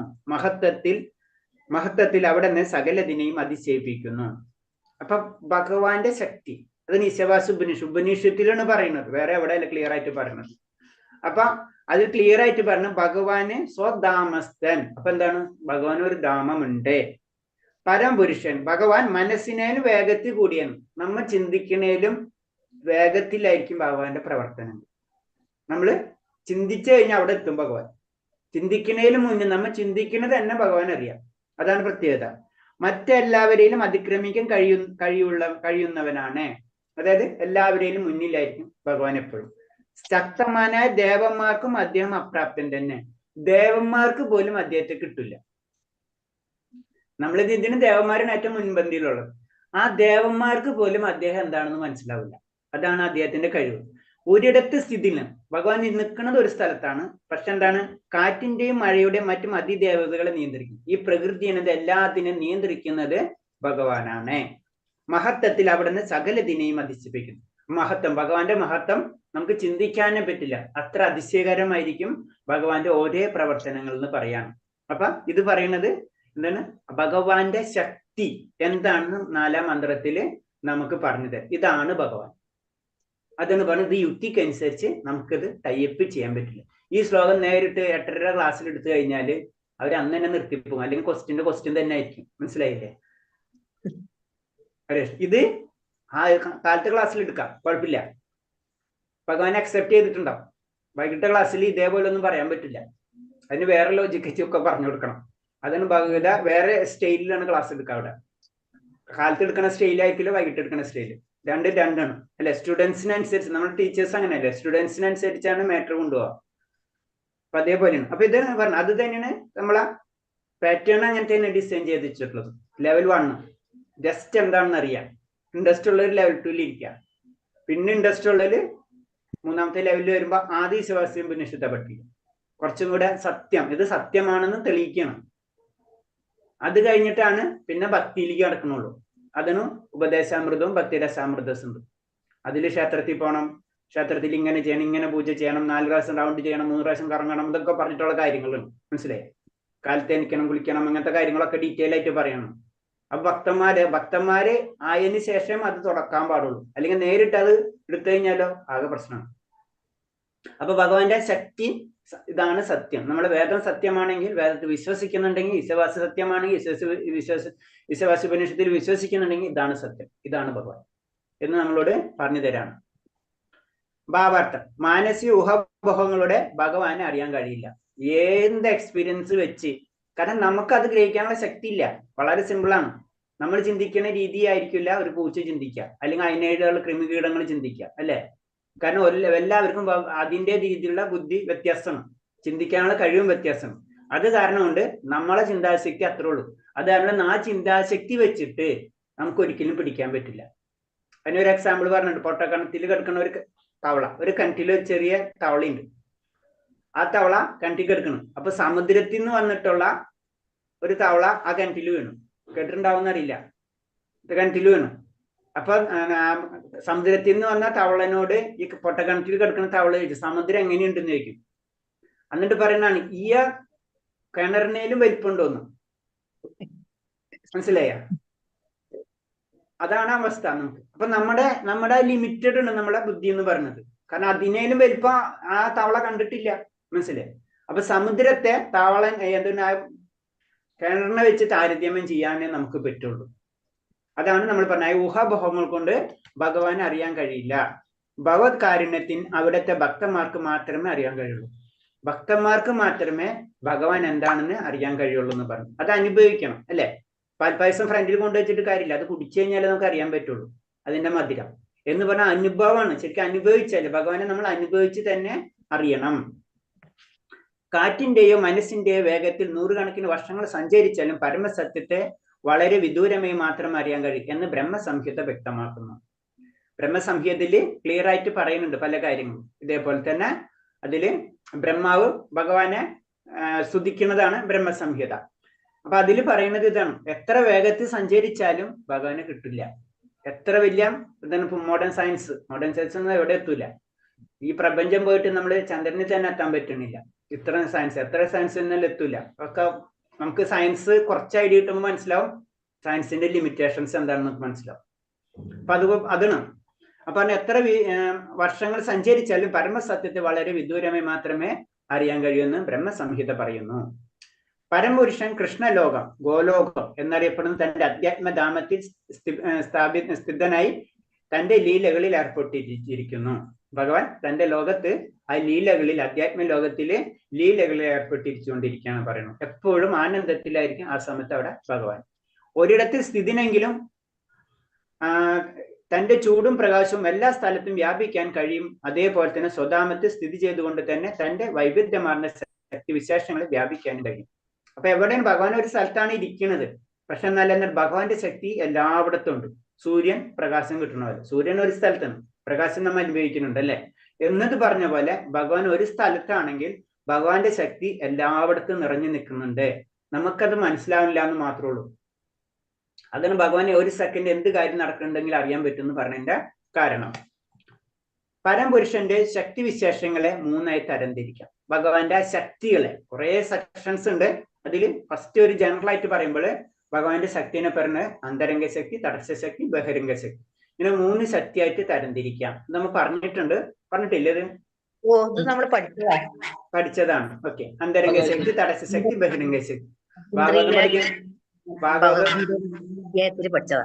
ഭാഗവതത്തിൽ കയറുന്നവർക്ക് ഇതൊക്കെ ഈസിയായി തുടങ്ങും. കാരണം ഇത് റിപ്പീറ്റ് ചെയ്യും, ഇങ്ങനെ റിപ്പീറ്റ് ചെയ്തുകൊണ്ടിരിക്കുക അതില്. ഭാഗവതത്തിൽ കുറെ റിപ്പീറ്റേഷൻ വരും. കുറെ കാര്യങ്ങൾ ഭാഗവതത്തിൽ പ്രഭാസ്വാമി പല കാര്യങ്ങളും റിപ്പീറ്റ് ചെയ്യുന്നുണ്ട്. റിപ്പീറ്റ് ചെയ്യണ എന്തിനെന്ന് വെച്ച് കഴിഞ്ഞാല് എന്നാലേ നമുക്ക് എന്തെങ്കിലും മനസ്സിലാവുള്ളൂ. 10 പ്രാവശ്യം കേട്ടാലേ നമുക്ക് പ്രാവശ്യമെങ്കിലും മനസ്സിലാവുള്ളൂ. അത് പ്രഭാസ്വാമിക്ക് അറിയാം അല്ലെ, ടീച്ചേഴ്സിന് അറിയാം. സ്റ്റുഡൻസ് എങ്ങനെ ഇരിക്കുന്നു. തന്നെയാണ് പഠിച്ചത്. അത് ഭഗവത്ഗീതയിലുണ്ട്. 3 ശക്തികളെ പറ്റി പറഞ്ഞിട്ടുണ്ട്. അതായത് അന്തരംഗ ശക്തി, തടസ്സ ശക്തി, ബഹിരംഗ ശക്തി എന്ന് പറഞ്ഞിട്ടുള്ള 3 ശക്തികളുണ്ട്. അതിൽ നമുക്കറിയാം ഭഗവാന്റെ ഇന്ത്യയാണല്ലേ അല്ലെ, രാധാറാണിനെ കൂട്ട തടസ്സ ശക്തി എന്നാണ് നമ്മൾ ജീവാത്മാവ്. ബഹിരംഗ ശക്തി എന്ന് പറഞ്ഞു കഴിഞ്ഞാൽ പ്രകൃതി. അപ്പൊ വായു, പ്രകാശം, മഴ തുടങ്ങിയ പ്രതിഭാസങ്ങളെ നിയന്ത്രിക്കുന്നതും ഭരിക്കുന്നതും ചുമതലപ്പെട്ട ആദി ദേവതകൾ പരംപുരുഷന്റെ തടസ്സ ശക്തിയിൽപ്പെടുന്നു. മനുഷ്യരുൾപ്പെടെ താഴ്ന്ന തരം ജീവശക്തികൾ ഈ ശക്തിയിൽപ്പെടുന്നു. അപ്പൊ പറഞ്ഞത് വായു, നമുക്ക് വായു ഭഗവാനുണ്ട് അല്ലെ, അതിന് അഗ്നിദേവനുണ്ട്, വരുണനുണ്ട്, ഇന്ദ്രനുണ്ട് അല്ലെ, സരസ്വതി ഉണ്ട്. ഇങ്ങനെ കുറെ ദേവതകളുണ്ട്. ഈ ദേവതകൾക്കൊക്കെ ഓരോ ഡ്യൂട്ടി കൊടുത്തു വെച്ചിരിക്കണം. ആര്? ഭഗവാൻ. ഈ ദേവതകൾ എല്ലാതും എവിടെയാണ് വരുന്നത്?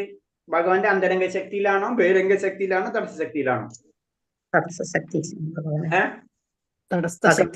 തടസ്സ്. നമ്മൾ ഏത് ശക്തിയിലാണ് വരുന്നത്? നമ്മള് വരുന്നത് അല്ലല്ല, നമ്മൾ എന്താണ്? നമ്മൾ ജീവാത്മാവ് ഏതിലാ വരുന്നത്? ജീവാത്മാവ് വരുന്നത് തടസ്സ ശക്തിയിൽ. തടസ്സ്. ദേവന്മാരോ? ദേവാത്മാര് അന്തരംഗ ശക്തി, ബഹിരംഗ ശക്തി, ഭൗതിക പ്രകൃതി. നമ്മള് ദേവന്മാരെ തുല്യാക്കാൻ നമുക്ക് വിഷമം എന്താണ്? ദേവൻ എന്ന് പറയുമ്പോൾ നമ്മൾ മുൻഗണന കൊടുക്കണം. നമ്മളും ദേവനും ഒരേ ശക്തി തന്നെയാണ്, തടസ്സ ശക്തി തന്നെയാണ്. മനസ്സിലായില്ലേ? ബ്രഹ്മാവ് തൊട്ട് താഴത്തെ ഉറുമ്പ് വരെയും ഒരേ ശക്തിയിൽ വരുന്നതാണ്, തടസ്സ ശക്തിയിൽ തന്നെ വരുന്നതാണ്. മുക്താത്മാക്കളായി വരുമ്പോഴോ മാത്രമേ ഭൗതിക ലോകത്തിലേക്ക് നമ്മൾ കടന്നു കഴിഞ്ഞാൽ നമ്മൾ തടസ്സ ശക്തിയിലായി. ബഹിരംഗ ശക്തിയാണ് നമ്മളെ കൺട്രോൾ ചെയ്യണമെങ്കിൽ നമ്മുടെ ആത്മാവ്, ജീവചൈതന്യം എന്ന് പറഞ്ഞത് തടസ്സ ശക്തിയാണ് ഭഗവാന്റെ. മനസ്സിലായി? അത് ദേവനായാലും രാക്ഷസനായാലും കിന്നരന്മാരാണെങ്കിലും എല്ലാതും അങ്ങനെയാണ്. നമ്മള് പരിശുദ്ധീകരിക്കുകയാണ് ശരിക്കും ചെയ്യുന്നത്. നമുക്ക് ദൈവിക ഗുണത്തിലേക്ക് നമുക്ക് കടക്കാൻ കഴിയും. നമ്മൾ പരിശുദ്ധീകരിച്ച് നമുക്ക് ദൈവിക ഗുണത്തിലേക്ക് കടക്കാൻ പറ്റും. അതെന്ന് പറഞ്ഞാൽ ഇന്ദ്രൻ ഒരു പൊസിഷനാണ്. ഇന്ദ്രന്റെ അവസ്ഥയിലേക്ക് നമുക്ക് കടക്കാൻ പറ്റും. അതാണ് ഇന്ദ്രൻ എപ്പോഴും തന്റെ അസാര പോവാതിരിക്കാൻ വേണ്ടി പലപ്പോഴും പരിശ്രമിച്ചുകൊണ്ടിരിക്കുന്നത്. മനസ്സിലായേ? ബ്രഹ്മാവ് ഒരു പൊസിഷനാണ്. ബ്രഹ്മാവിന്റെ തലത്തിലേക്ക് നമുക്ക് ഉയരാൻ കഴിയാൻ പറ്റും. അപ്പൊ തടസ്സ ശക്തിയാണ്. നമ്മളെല്ലാവരും ജീവാത്മാക്കളാണ്. ജീവാത്മാക്കൾ പരിശുദ്ധീകരിക്കുമ്പോൾ മുന്നിലേക്ക് പോകും. അതായത് പരിശുദ്ധീകരിക്കാതിരിക്കുമ്പോൾ നമ്മൾ താഴത്തിലേക്കും പോകും. നമ്മൾ ഈ 84 ലക്ഷം ജീവവർഗം എന്ന് പറയുന്നില്ലേ? 84 ലക്ഷം ജീവവർഗങ്ങളില് നിന്ന് നമ്മൾ എന്താണ് മനുഷ്യജന്മം കിട്ടണമെന്ന് പറയാം അല്ലെ? ഈ 84 ലക്ഷം ജീവവർഗങ്ങളെ തന്നെ തിരിച്ചിട്ടുണ്ട്. ഞാൻ ഒന്ന് പറഞ്ഞുതരാം.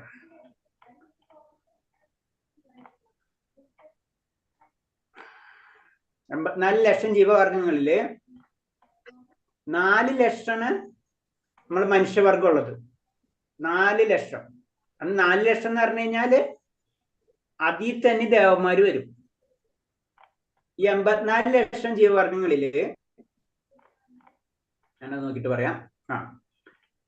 84 ലക്ഷം ജീവവർഗങ്ങളില് ജലജീവികൾ 9 ലക്ഷം. ജലത്തിൽ താമസിക്കുന്ന ജീവികൾ 9 ലക്ഷം. ഈ 84 കണക്കുണ്ടല്ലോ, ഇതിനെല്ലാത്തിനും കണക്കും കാര്യമുണ്ട്, നമ്മളെ പുരാണങ്ങളിൽ എഴുതിയിട്ടുണ്ട്. അതിൽ 9 ലക്ഷം ജലജീവികളാണ്, 20 ലക്ഷം സസ്യങ്ങളാണ്, കീടങ്ങളും ഉരകങ്ങളും 11 ലക്ഷം, പക്ഷികൾ 10 ലക്ഷം. 10 ലക്ഷം എന്ന് പറഞ്ഞാൽ 10 ലക്ഷം തരം. 10 ലക്ഷം അല്ല, എണ്ണിയാൽ 10 ലക്ഷം അല്ല, 10 ലക്ഷം. ഇപ്പൊ കാക്കയുണ്ട് 1, കുയിലുണ്ട് 2, അങ്ങനെ 10 ലക്ഷം പക്ഷിവർഗങ്ങളുണ്ട്.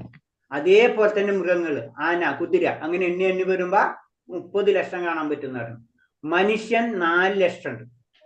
ഇതൊക്കെ നമുക്ക് മനസ്സിലായി. മൃഗങ്ങള് നമുക്ക് മനസ്സിലായി, ആന, കുതിര നിങ്ങൾക്ക് മനസ്സിലായി അല്ലെ? പക്ഷികൾ മനസ്സിലായി. ഇപ്പൊ എന്താണ് കാക്ക, കുയിൽ എന്ന് പറഞ്ഞ പക്ഷികൾ മനസ്സിലായി. കീടങ്ങൾ നമുക്കറിയാം, സസ്യങ്ങൾ നമുക്കറിയാം, ഇപ്പൊ തുളസി അല്ലെങ്കിൽ അങ്ങനത്തെ സസ്യങ്ങൾ ഒക്കെ അതിൽ വരും. ജലജീവികൾ പലതരം, ജലത്തിൽ ജീവിക്കുന്ന പലതരം മത്സ്യങ്ങളുണ്ട്, അതൊക്കെ നമുക്ക് പലതരങ്ങളായി. അത് 9 ലക്ഷം. മനുഷ്യൻ 4 ലക്ഷം. ഈ മനുഷ്യൻ എങ്ങനെയാണ് 4 ലക്ഷം വരാം? നമ്മളെ രീതിയിൽ പറഞ്ഞല്ലോ, മനുഷ്യൻ കുറവാണ്, പക്ഷെ തരം കേട്ടാ. മനുഷ്യന്റെ പല തരം. മനുഷ്യൻ കുറവൊന്നല്ല, മനുഷ്യന്റെ 4 ലക്ഷം ടൈപ്പ് ഉണ്ട്. ഇപ്പൊ കാക്ക, കുയിൽ എന്ന് പറയുമ്പോ അങ്ങനെയില്ലേ? അതുപോലെ തന്നെ മനുഷ്യനെ തിരിക്കാന്നാണ് പറയുന്നത്. അതുപോലത്തെ 4 ലക്ഷം ഉണ്ടെന്ന്. അതൊക്കെ സത്വഗുണം രജഗുണം അങ്ങനെ ഇരിക്കാനാണോ?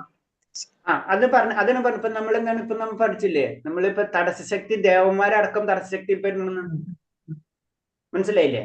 അപ്പൊ ദേവന്മാര് ഈ 4 ലക്ഷത്തിൽ പെടുന്ന ആൾക്കാര് ജനറലായിട്ട് പറയുമ്പോള്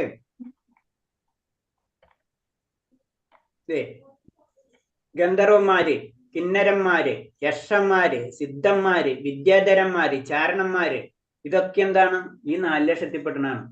അതുപോലെ തന്നെ ഇവര് രാക്ഷസന്മാര്, പിശാചുക്കള്, ഇതൊക്കെ എന്താണ് മനുഷ്യവർഗത്തിൽ വരുന്നതാണ്. മനസ്സിലായ?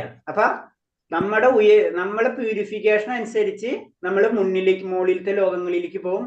അവിടെ നമ്മൾ നിൽക്കും. അവിടെ നമ്മൾ വേറെ പേരിൽ അറിയപ്പെടുന്നു മാത്രം. ദേവന്മാരുടെ ലോകത്തിൽ പോകും. പിന്നെ ഋഷിമാരുടെ ലെവലിൽ പോയി എല്ലാം നമ്മൾ കിന്നരന്മാരുടെ സ്വഭാവം കാണിക്കും നമ്മള്. അതേപോലെ തന്നെ ആരാണ് സിദ്ധരെ പോയി കഴിഞ്ഞാൽ സിദ്ധലോകത്തിൽ പോകാൻ സിദ്ധന്മാരുടെ സ്വഭാവം കാണിക്കും. പക്ഷെ നമ്മളെല്ലാവരും മനുഷ്യന്റെ പോലെ തന്നെ ഫേസും കാര്യങ്ങളും ജനറൽ ആയിട്ട് പറഞ്ഞു കഴിഞ്ഞാൽ. കിന്നരന്മാർക്ക് മാത്രത്തിൽ വ്യത്യാസം ഉണ്ടെന്നുണ്ട്. കിന്നരന്മാർക്കല്ലല്ലോ ആർക്കും വ്യത്യാസമുള്ളത്, ഒരു വിഭാഗത്തിന് മാത്രം വ്യത്യാസമുണ്ട്.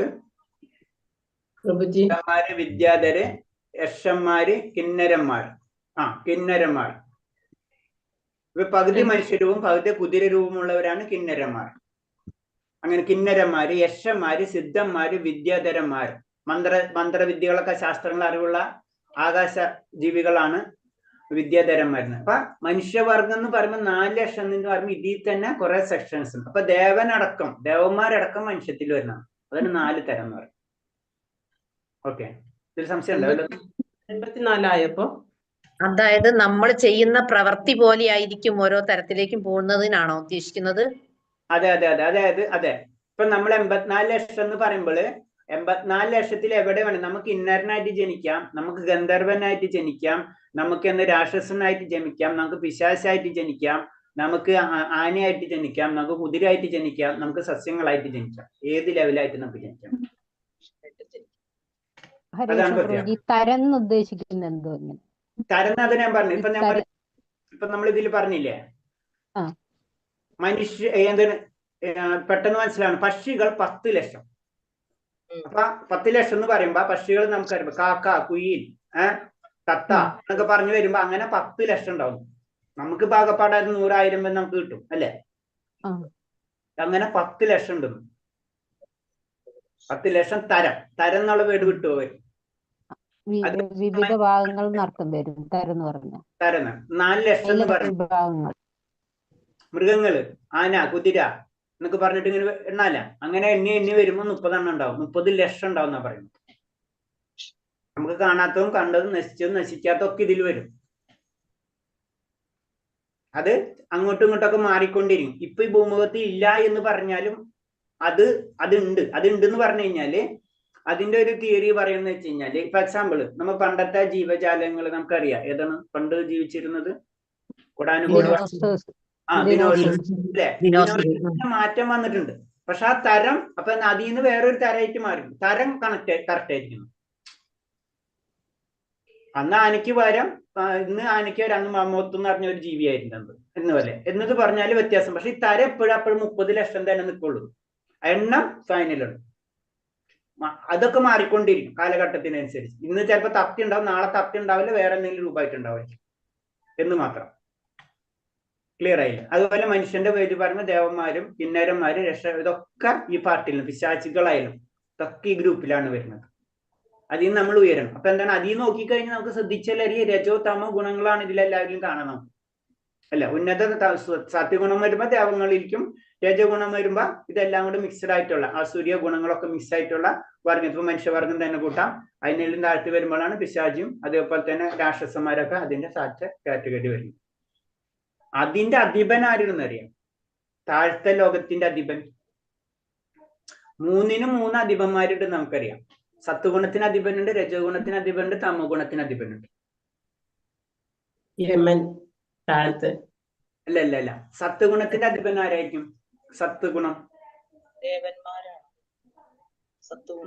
സത്വഗുണമുള്ളവരെല്ലാവരും ആയില്ല, ഒരു വ്യക്തി ഉണ്ടാവുള്ളൂ സത്വഗുണത്തിന്റെ അധിപൻ. വിഷ്ണു ഭഗവാൻ. പിന്നെ രജോ ഗുണത്തിന്റെ അധിപൻ ഓട്ടോമാറ്റിക്കായിട്ട് ബ്രഹ്മദേവൻ. തമോ ഗുണത്തിന്റെ അധിപൻ പരമശിവൻ അല്ലേ?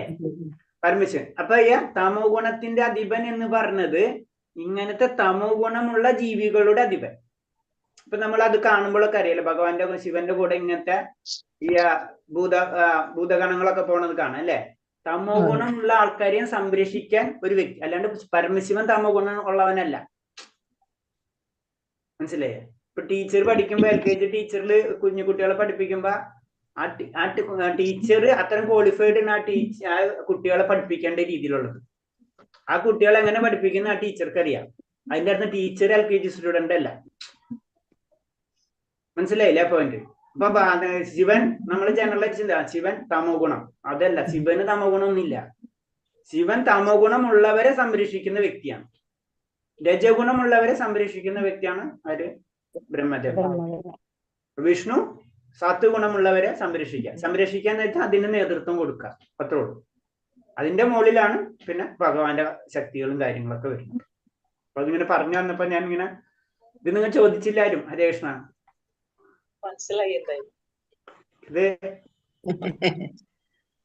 എട്ടരക്കാരനെ ചിലപ്പോ ചോദിച്ചു, അവര് വിടൂല ഇങ്ങനത്തെ ക്വസ്റ്റ്യൻസ്. ഹരേ കൃഷ്ണ. കാലത്തുള്ളവരൊന്നും ചോദിക്കില്ല, അവർക്ക് ഭഗവാൻ മാത്രം മതി, വേറൊന്നും വേണ്ട. ഹരേ കൃഷ്ണ. വേറൊന്നും വേണ്ട. ഹരേ കൃഷ്ണ. അവർക്കൊന്നും വേണ്ട എന്ന് ചോദിച്ചു കഴിഞ്ഞാൽ എന്താ വേണം? ഭഗവാന് മതി, വേറെ ഒന്നുമില്ല. ക്വസ്റ്റ്യനില്ല, ആൻസർ ഇല്ല. ശരിക്കും അത് തന്നെയാണ് പറയുന്നത്. ജ്ഞാനം നമുക്ക് എന്തിനു വേണ്ടാണ്? ഭഗവാൻ അറിയാൻ വേണ്ടി മാത്രമാണ്, വേറെ ഒന്നുമില്ല. നമ്മളിതെല്ലാം പഠിച്ചിട്ട് ഇപ്പൊ നമുക്ക് 10 ലക്ഷം ഉരകങ്ങൾ ഉണ്ടെന്ന് പഠിച്ചിട്ടും നമുക്ക് ബേസിക് ആയിട്ടുള്ള റിസൾട്ട് ഇല്ല. നാമം ജപിക്കാത്ത വ്യക്തിക്ക് ഇത് പഠിച്ചിട്ട് എന്ത് ചെയ്യാനാണ്? അൾട്ടിമേറ്റ് എല്ലാതും പറഞ്ഞു വരുന്നത് നാമജപത്തിലാണ്. ജ്ഞാനം വേണം. ജ്ഞാനമുള്ളവരെ ഭഗവാൻ പറയുന്നുണ്ട്, അതും പറയുന്നുണ്ട്. അറിവുള്ള വ്യക്തി എന്താണ്? പെട്ടെന്ന് മുന്നിലേക്ക് പോകും. കാര്യം മനസ്സിലാവുന്നതോടെ എന്താണ്? മുന്നിലേക്ക് പോകും. അതാണ്ട് 4 എന്താണ് ഇതുള്ളവര്, 4 എന്താ പറയാ, സുഹൃത്തുക്കളിൽ ഏറ്റവും ഇഷ്ടപ്പെട്ടിട്ടുള്ളത് ആർക്കാണ്? ഭഗവാന് ജ്ഞാനീനെ തന്നെയാണ്. അറിവുള്ള വ്യക്തി. അറിവ് വേണം, പക്ഷെ അറിവ് ഉപയോഗിച്ചിട്ടില്ലെങ്കിൽ കാര്യമില്ലല്ലോ. ഞാനിതൊക്കെ പഠിച്ച് അതേ എന്റെ അടച്ചുപൂട്ടി നമ്മ ഇരുന്നിട്ട് എന്താ കാര്യം? അതാണ് ശ്രദ്ധിക്കേണ്ടത്. ഹരേ കൃഷ്ണ. അത് പഠിക്കണ്ട. ഈ ജന്മന്റെ പല ജന്മങ്ങളിൽ കൂടെ നമുക്കത് വീണ്ടും തിരിച്ചു കിട്ടും. ഹരേ കൃഷ്ണ. അപ്പൊ നമ്മളിത് പറഞ്ഞിരിക്കുന്നത് ഭഗവാൻ. അപ്പൊ ശരി, അപ്പൊ കുറെ സമയം ലേറ്റ് ആയി പോയിരുന്നു. ഓക്കെ, ഇവിടെ വെച്ച് നമുക്ക് നിർത്താം. ഭഗവാന്റെ 3 ശക്തികൾ അല്ലെ? 3 ശക്തികളുണ്ട്. ആ 3 ശക്തിയിൽ തന്നെ ദേവന്മാരെ, പരമപുരുഷൻ, വായു, പ്രകാശം, മഴ, ഇതിനൊക്കെ നിയന്ത്രിക്കുന്നത്, ആ ദേവതകളെ നിയന്ത്രിക്കുന്നത് ഭഗവാനാണെന്ന് നമുക്ക് പറഞ്ഞു തരാം. അത് വിശ്വരൂപത്തിൽ, ആ വിശ്വരൂപം മനസ്സിലായി കഴിഞ്ഞാൽ നമുക്ക് മനസ്സിലായി. വിശ്വരൂപത്തിൽ ഭഗവാൻ അത് കാണിച്ചു കൊടുക്കുന്നുണ്ട്. എല്ലാ ശക്തികളും ഭഗവാന്റെ കൂടെ നിൽക്കുന്നത്. ഭക്തി. പിന്നെ ഭൗതിക ലോകം ഭഗവാന്റെ ബഹിരംഗ ശക്തിയുടെ സൃഷ്ടിയാണ്. ബഹിരംഗ ശക്തിയുടെ സൃഷ്ടിയാണ്. ബഹിരംഗ ശക്തി എന്ന് പറയാൻ പറ്റില്ല. അപ്പൊ ദുർഗാദേവിയുടെ സൃഷ്ടികളാണ് നമ്മളിവിടെ എല്ലാം കാണുന്നത്. അല്ലാണ്ട് ദുർഗാദേവിനെ ഇങ്ങനെ നമ്മൾ നേരിട്ട് കാണില്ല. ദുർഗാദേവിയുടെ സൃഷ്ടികളാണ് ഇവിടെ എല്ലാം കാണുന്നത്. അതേപോലെ തന്നെ ആത്മീയ ലോകത്തില് അന്തരംഗ ശക്തിയുടെ ആവിഷ്കാരം. അന്തരംഗ ശക്തിയാണ് അത് മുഴുവനും നിയന്ത്രിക്കുന്നത്. അത് അന്തരംഗ ശക്തി എന്നല്ല പറയാം. ആ ഡ്യൂട്ടി കൊടുത്തിട്ടുള്ളൂ. ഈ അന്തരംഗ ശക്തിനെ മുഴുവനും നിയന്ത്രിക്കേണ്ട ശക്തി, ആന്തരിക ലോകത്തെ മുഴുവനും നിയന്ത്രിക്കേണ്ട ശക്തി അവർക്ക് ആന്തരിക ശക്തിക്ക് കൊടുത്തിരിക്കുന്നത്. പുറമുള്ള എല്ലാത്തിനും നിയന്ത്രിക്കേണ്ട ശക്തി, കൺട്രോള് ബഹിരംഗ ശക്തിക്ക് അല്ലെങ്കിൽ ദുർഗാദേവിക്ക് കൊടുത്തിരിക്കുന്നത്. അതാണ് നമ്മൾ ഈ ഭൗതിക ലോകത്തിലെ എല്ലാ കാര്യങ്ങളും നമ്മൾ ദുർഗാദേവിനെ ആരാധിക്കുന്നതിന്റെ കാരണം. നമ്മൾ എന്തിനാ ദുർഗാദേവിനെ ആരാധിക്കുന്ന? ഭൗതികമായിട്ടുള്ള എല്ലാ കാര്യത്തിന്റെയും കിട്ടണമെങ്കിൽ ദുർഗാദേവി മതി. നമുക്ക് ഭൗതികമായിട്ടുള്ള എല്ലാ ആഗ്രഹങ്ങളും തീർക്കണമെങ്കിൽ ദുർഗാദേവി മതി. അതാണ് ദുർഗാക്ഷേത്രങ്ങൾ, അതൊക്കെ നമുക്ക് കണ്ടാലറിയാം. ഏറ്റവും കൂടുതൽ ഭൗതികമായിട്ടുള്ള ആഗ്രഹങ്ങൾക്ക് എല്ലാവരും പ്രാർത്ഥിക്കുന്നത് ദുർഗാദേവി ആയിരിക്കും. ദുർഗാദേവിയുടെ പല രൂപങ്ങളും, അതൊക്കെ വേറെ സംഗതി. എല്ലാം ഭഗവാന്റെ അല്ല. എന്താ ഭഗവാന്റെ അല്ല എന്നാണോ പറയുന്നത്? എല്ലാതും ഭഗവാനോടല്ലേ നമ്മൾ പറയണമെന്നല്ലേ നമ്മൾ പഠിച്ചുകൊണ്ടിരിക്കുന്നത്? അതെ. അപ്പൊ നമ്മൾ ദുർഗാദേവിനോട് പറയുന്നതും അൾട്ടിമേറ്റ് ഭഗവാനോട് പറഞ്ഞോട് തുല്യാണ്. പക്ഷെ ദുർഗാദേവിനോട് പറയുമ്പോൾ എന്താണത്? നമ്മുടെ ഭൗതികമായിട്ടുള്ള ആഗ്രഹങ്ങളാണ്, അല്ലേ? മനസ്സിലേ? ഭഗവാൻ പറയുന്നുണ്ട്, ഭഗവതിൽ പഠിച്ചു കഴിഞ്ഞാണ് നമ്മൾ, ഭഗവാൻ പറയുന്നുണ്ട് അത് കുഴപ്പമില്ല, പക്ഷെ അത് വിധിപൂർവകമല്ല എന്ന് നമ്മൾ പഠിച്ചിട്ടില്ലേ? അതെ, മനസ്സിലായില്ലേ? അപ്പൊ പോയിന്റ് അവിടെ ക്ലിയർ ആയില്ലേ? കാരണം ഇത് ചെയ്തു കഴിഞ്ഞാൽ ഭൗതിക സുഖങ്ങൾ കിട്ടും, പക്ഷെ നമ്മുടെ ലക്ഷ്യം അതിന് വേണ്ടിയിട്ടുള്ളതല്ല.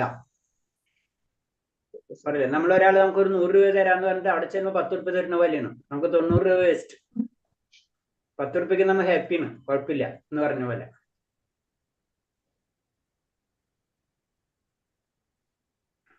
ഓക്കെ, വേറെ എന്തെങ്കിലും സംശയം ഉണ്ടോ രേഷ്ണ?